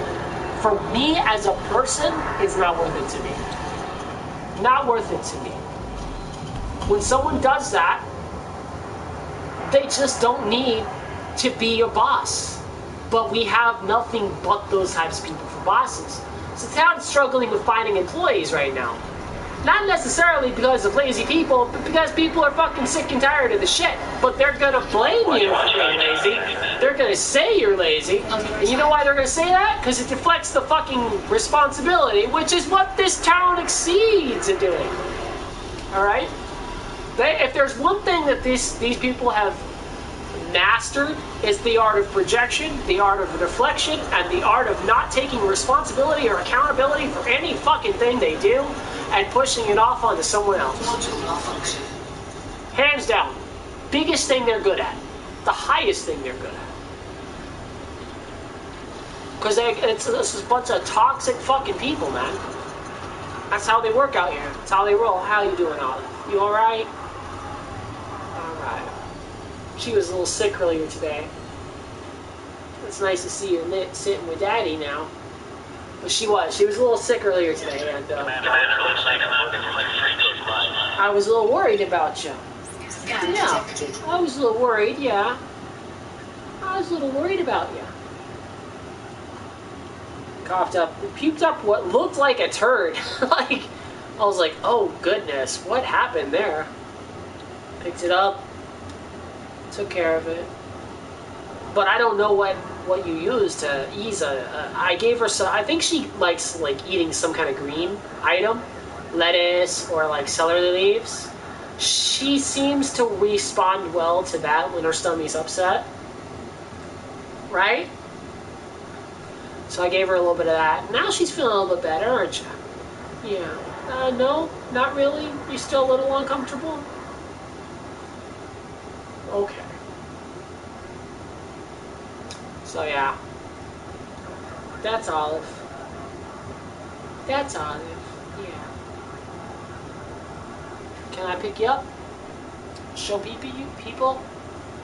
Can I show them your face? They want to see your pretty face, I'm sure. That's my baby girl. Aren't ya? Aren't ya? Man, she sleeps down here next to me. She'll like just be sitting next to me. Sometimes especially when I'm playing Elite Dangerous, she loves Elite Dangerous and No Man's Sky. She loves these games. She likes looking at the stars. Scan detected. Huh? Yeah, you like pretty stars, huh? She really does, though. Scan detected. But yeah, that's one of the reasons. Another reason this town is having economic issues is because it can't seem to get off its high horse and treat people with common decency enough to even have employees. Assist. Which only further proves my point that the only things that this town can thrive upon are small stores. Under attack. And even then, those people treat each other like shit, and they treat their clients like dirt. So it's like, We may have a battle. Multiple hostile ships. it's not going to end well for them in the long run. It's not. And I never came in here thinking all this stuff about the town. This is stuff they formed that opinion for me. They did all that for me. I didn't need to form, like, my own personal opinions just out of some kind of stupidity. They gave me everything I need to say, yeah, this town is pretty fucked up. I'm pretty gross with the way it treats people. And in doing so, you know, I mean, they don't like me. But they don't like each other either, so... Yeah, they don't, do they? Do they? So yeah, I'm basically your typical villain because I have a cat that sits next to me while I can just go around predicting all the things that are going to happen. They hate the truth out here, man. They hate the truth out here. They hate facts out here so much it hurts. There's this one kid, I think he was like a brony or some shit. I've never been about kink shaming folks, right? Like there's that whole like, oh, anime is cringe shit. No, I love anime, dude. Fuck that. I grew up on anime. I love anime. Anime is a shit. Don't derogatory like fucking talk to me about how anime is shit. Ghost in the Shell is the bitch, man. She's the best bitch in the world.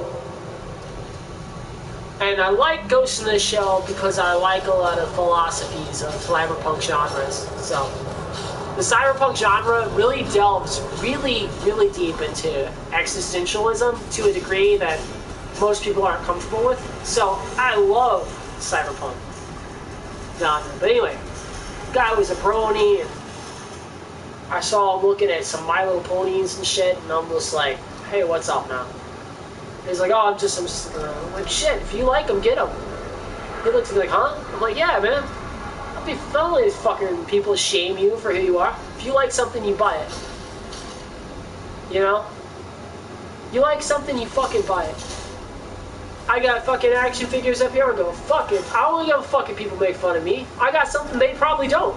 I ain't gonna fucking hate myself for their fucking reservations on how I should live my fucking life. Why would I do that? Why should anyone? It's fucking stupid. Ain't that right? Yeah, it is. I'm gonna rub your side, okay? Is that okay? Is it alright?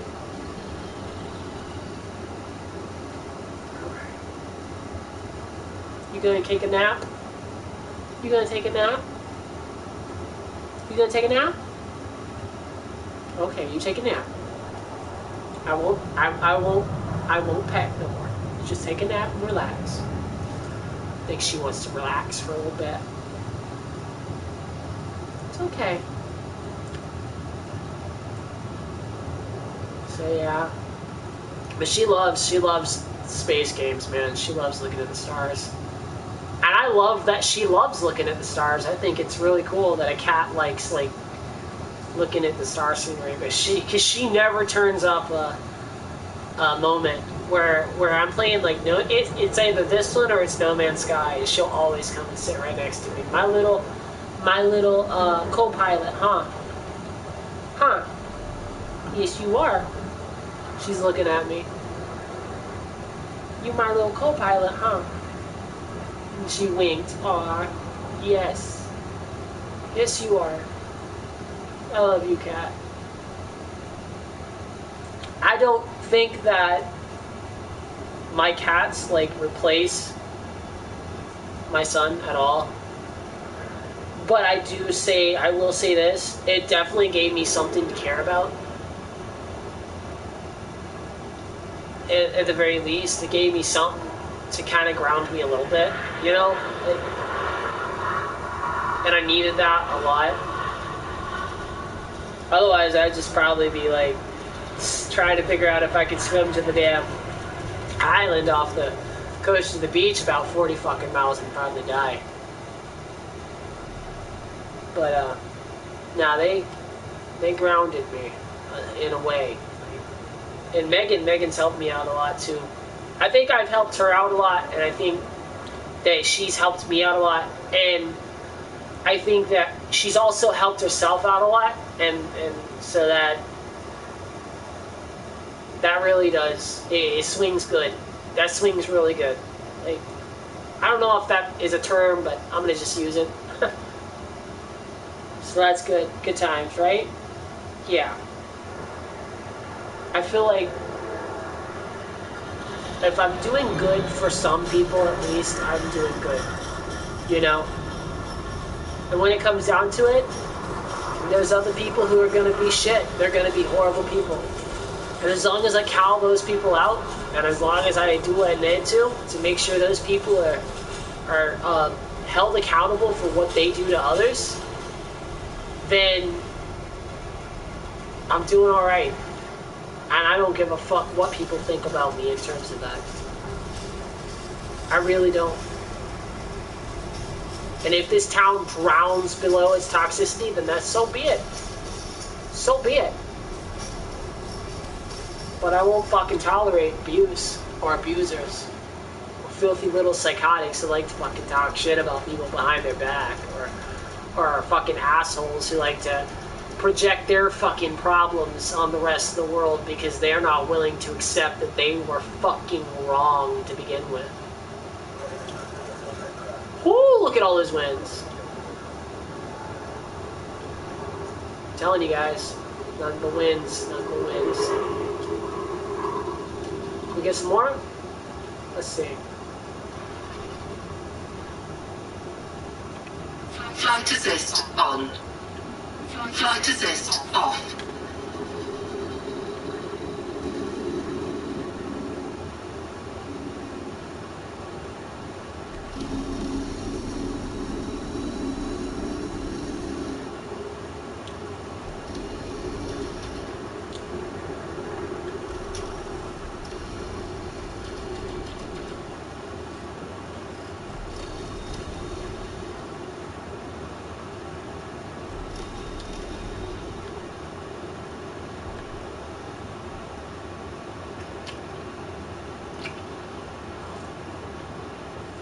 Hey there.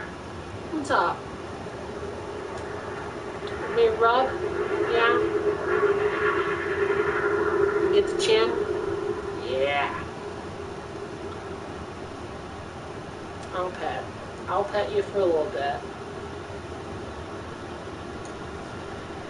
But then Daddy's gotta go soon, okay? Okay? Will you be okay while I'm gone? Better be.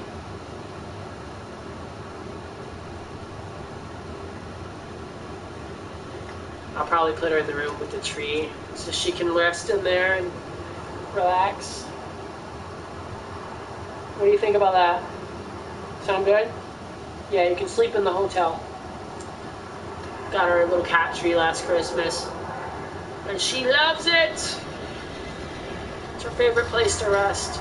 When she's not in here resting next to me, she's in the tree or in the chair.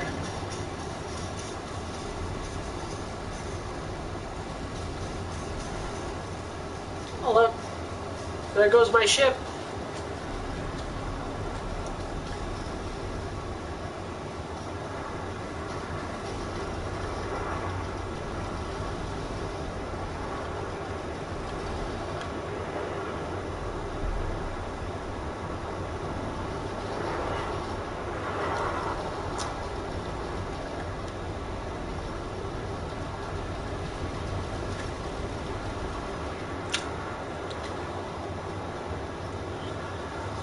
I wonder, hold on a second. Let me see something.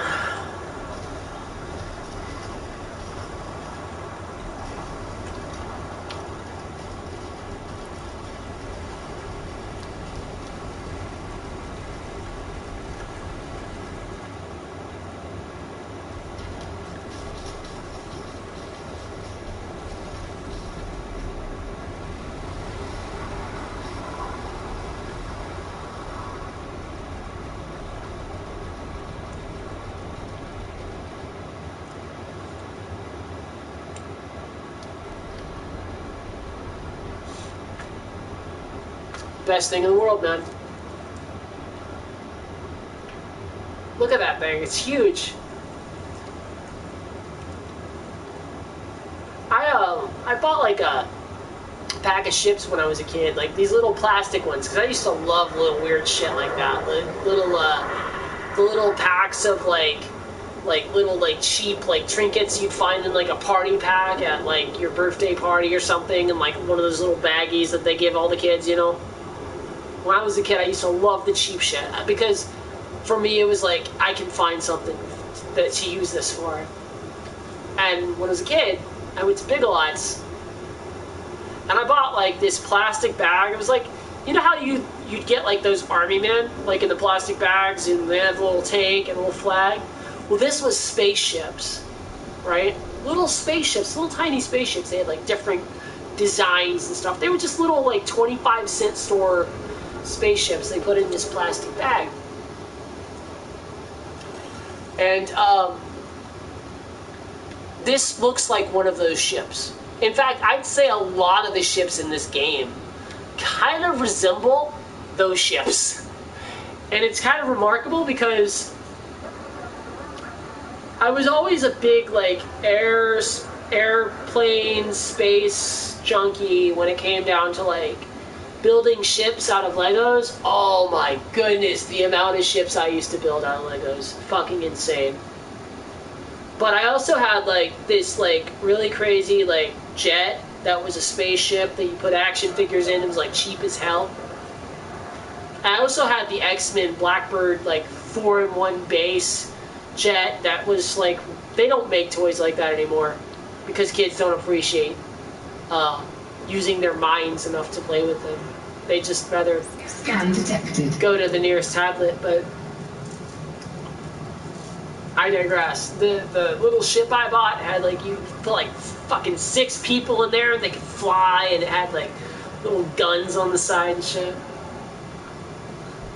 I had a lot of shit like that. And I was big on space, like I'd say a really young age. Like my mom, she was able to get me for an extended month or 3-month era where she had to figure out Christmas for me. And she was a part of this church, I guess, and they did kind of like, she did feel like she owed him something, because that is the one thing I will say about like some churches, is they will try to do good, but only for members of their own communities. Like, it's, if you're not in there, if you're not paying that stipend, you're not a person. You're not a fucking human being, which is kind of why I broke off from it all. But ultimately, yeah, they bought me like this space shuttle that you could it was a space shuttle. It had the tanks on it, and it had like the switch. It was really cheap, like rubber plastic looking, you know, cutout type situation. But it was fun, and I played with that thing a lot. I put cars in it because it had an area that would open up, right? But it also had like this little slot with like a little notch, and what that notch was just basically a piece of plastic on a hinge that would go through the bottom with like a hook, And so, like, the way it was set up was there was also a piece of plastic inside the main gas, I guess there was a gas tank that was used to propel that thing upward. It wasn't real, I mean, it was a plastic toy, but... And as soon as you let that gas tank off, it had a pressure system somewhere inside of it that after a certain point, it wouldn't release the gas tank right away. What it would do was it would release the first two gas tanks off of it, and then the further down you press the little lever, it would release eventually the main gas tank. I remember those. I had like 4 different space shuttle toys that I got from that Christmas. I had one little space shuttle on a tractor. It was on a trailer, like a car. It had a truck with like a space shuttle on it. Scan detected. And then I had another one that was like a little metal space shuttle that was like, I guess, like a rollback toy. One of those, remember those rollback toys? You roll them back and then just go forward on their own. Under I attack. had something like that. They got me a lot of that stuff, you know, when I was a kid and stuff. So there are some fond memories of back when I was like being raised as a Baptist, but they're few and they're so personal that I can't really apply it to society at large. So because I don't apply it to society at large, and once I do apply how the Bible Scan and things, detected. a lot of, like, it wasn't really the people that got me out of Christianity the most. Although these days, I think that's pretty much a lot of what it does. But a lot of the reason people live Christianity, and this is an unspoken truth, it's not because they're evil or they secretly hate the church. It's they absolutely can't stand some of the teachings in the Bible. Because some of the teachings in the Bible are just outright abusive, disgusting, warlord material that are clearly just written there so that other countries can use that Bible, that book, in order to propagate its governance. And you see it throughout the entire Bible, from the very fucking existence of the Ten Commandments onwards, and even before that. I mean, hell, if you don't even look at the misogyny of the whole book, to put Eve's worth akin to that of just a rib of Adam's, that's fucking misogyny right there. You're undervaluing another human being just based on their genitalia. And that's just the very fucking Genesis. That's Genesis right there, guys. That's the first fucking book of the Bible. You know? To say that her measure of worth is just that of a small piece of a man, in order to explain the existence of man and woman. You want to know where misogyny comes from? It's not because there's a lot of men. It's the fucking Bible, dude. There's some fucked up shit in that book. I haven't read it front to back, but I've read enough to know that I don't like it. Now, when I will say this about the Bible, it does have some beautiful poetry in it. There is some beautiful poetry in it. And there's definitely some things that actually happened. I'm not going to say some of the stories in the Bible that are all untrue, but as far as moralistically superior, fucking shit, you're talking about a book where people used to beat each other with fucking clubs, for fuck's sake. There's no moralistic superiority in that book. There isn't. If you know right from wrong, you don't need the Bible. It's that simple. It's that simple. So to be a decent human being, you just have to acknowledge that other humans live amongst you and treat them as you'd want to be treated. I really heavily believe in the golden rule. But I'd also add that I also believe in the golden rule that Satanists kind of propagate, or at least the Anton LaVey Satanists. I'm not a Satanist myself, but there is an idea that says if, you do unto others as you'd want them to do to you. But if they fuck you over, you do that to them as well. Whereas the Bible's like, nah, turn the other cheek and let them abuse you. I mean, even with its own fucking book, man. Even with its own book, it gets abused from. Because Abusers don't, they just get more aggressive when you ignore them. They just do. Scan detected. And it's just like, that's the way it works, man. Like, I dealt with it my entire school life was dealing with abusers. You know? I dealt with abuse at the hands of the system. I dealt with abuse at the hands of foster parents. I dealt with abuse at the hands of siblings, you know, foster siblings. I never really knew my actual brothers, but I dealt with it a lot with foster siblings. And I know siblings are gonna fight. No sibling rivalry is ever gonna be like flawless. There's always gonna be fights, but there were times where it wasn't even done out of a fighting mentality, just a means to fucking put me through fear.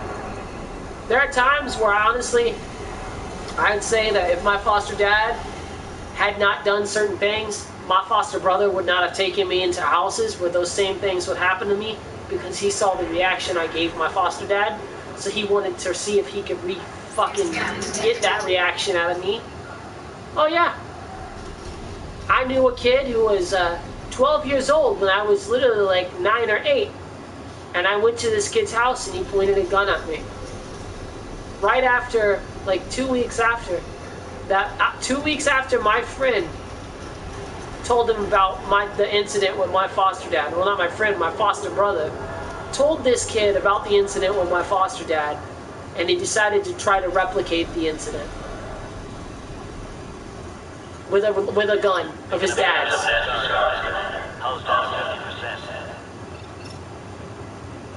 He scared the shit out of me.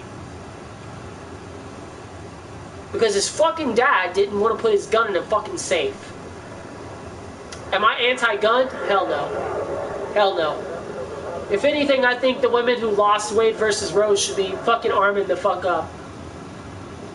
They really should.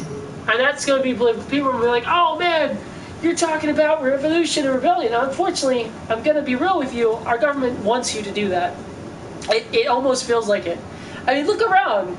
We've never been so undervalued as a society. Our government just does what it wants and literally gives us the finger. No matter what side of the alley you're on, that's what you're getting. That is what you are getting. Our government's never treated its society like this. Not the American government. And we have grounds for wanting to be treated human. So yeah, I'm all for fucking a revolution. All for it. Am I going to be the one to start it? Probably not. I don't have enough fucking people to even organize one. But I already know what side I'll fight on when it happens. And it sure as hell ain't going to be the government's. So yeah, you want that, you can quote me on that shit. But in terms of like being anti-gun just because I had some experiences as a kid with people who were ignorant and didn't know how to wield a weapon properly, or had no self-restraint not to control their temper around firearms? Nah, I'm not anti-gun. Should be, have plenty of reasons for it, but I also know that there were people involved in those instances. And that gun didn't just come in there and magically point itself at me. So I blame those fucking people. Damn right. And those people will never live down the emotional scarring I endured. Scan detected. I think we should have a law though, where every cell of a gun needs to have at first a cell of a safe, and you have to fucking put that gun in that safe when you're not using it. I'm sorry, if there's kids in the fucking house, and you expect these brats to just not be emotional at all, then you are fucking irresponsible. It's fine to teach a kid how to use a weapon, but he should never have it on his person unless he's under adult supervision. Or if there's a life-threatening thing, yeah. You know? But that kid shouldn't have access to a weapon of his own accord. So yeah, I think we should have a law where you're required to have a safe before owning a gun. I mean, we require fucking insurance before owning a car, pretty much. Or at least before driving it on a road. You have to have insurance. Why do we not have that with guns? licensing is a thing, yeah, but it'd be nice to know that these parents are going to use it properly. Do I think that we should limit the gun use or gun buying and gun selling? Hell no. If anything, no. Jump it up. Make them buy a safe as well. Make two industries blossom from it. Fuck yeah, why not? I'd love to fucking own a gun. It's a little pricey right now for me with all the other shit I gotta take care of, but I'd love to own a gun. But do you think I'd own one if I didn't have a place to put it that was safe? Fuck no. If I buy a weapon, I'm buying a safe before I buy the weapon. That's just all there is to it. That way, anyone who's in my house, they have to know how to access that safe. Hands down. And I don't give a fuck who you are, don't give that code to nobody. I don't care if you're married to this woman and she's been with you for fucking ages. You don't give that code to anybody.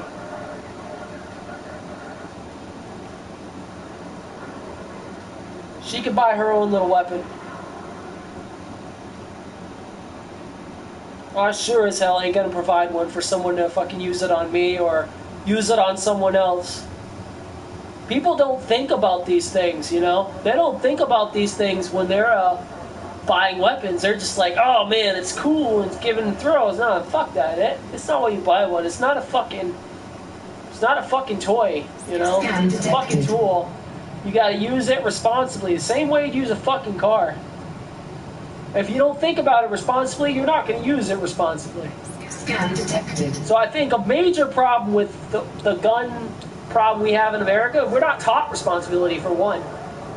That's one of the biggest issues I have with modern society. We're not taught to be responsible or honest with ourselves or others under any context of the fucking words.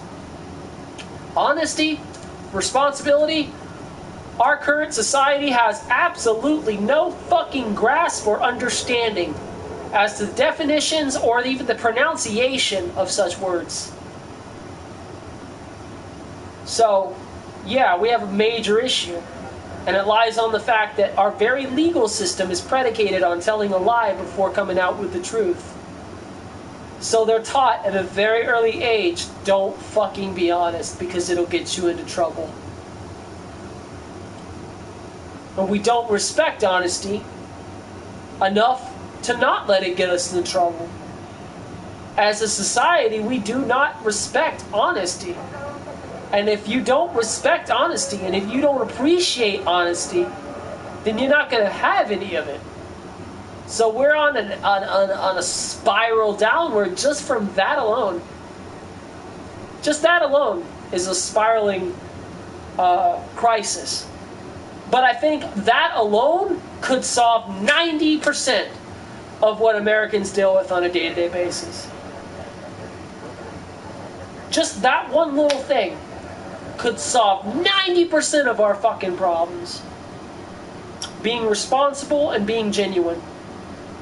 And appreciating those qualities in each other. Enough to where they become the normal or the mainstream. And I think that that's a major issue we have as a country. And I think it's one that we need to get over. Or we don't need to get over, we need to actually fix it. We need to correct it. But yeah, so this is a conversation that we're having right now. I don't know if anyone wants to tune in and listen to this, but this is what I'm spouting on about right now. But I think I'm about ready to head out. The sun's about to go down. I like to catch a good windy breeze as the sun's going down. So I'm gonna go get dressed. I'll probably just wear this. I'm gonna head out. Probably say hi to my girlfriend and whatnot. And I want to thank anyone who watches this stream later on. I want to thank anyone. Sorry, my pants keep hiking up on me like that. But I want to thank everyone who came out. I want to thank everyone who's watched or is going to watch.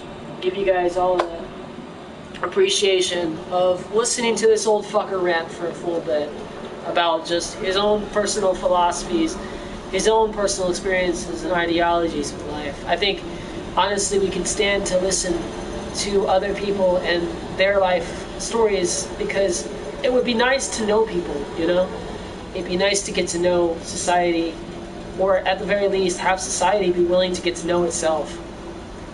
I think that would go a long way. So, that being said, if you guys have some experiences that have kind of formed or shaped you, and even if they're good or they're bad, you're not gonna. This is judgment-free zone. Put them down below, because if people have hurt you and you've had nowhere else to go, I don't mind listening. Peace. Or you can also, alternatively, if you don't want that shit to be all public and shit, you can message me on Facebook at Zanexia Productions. I believe it's Zanexia 2013 Productions on Facebook. And I'll see what I can do about. I will listen to people's stories. I know they won't listen to mine, but I'll listen to people's stories, you know? Anyway, I hope anyone who sees this doesn't let people stop them, doesn't let people get them down. And I hope you guys have a great day. Peace. Oh. I reached for the wrong controller. Later, guys. Zanexia 2013 Productions out.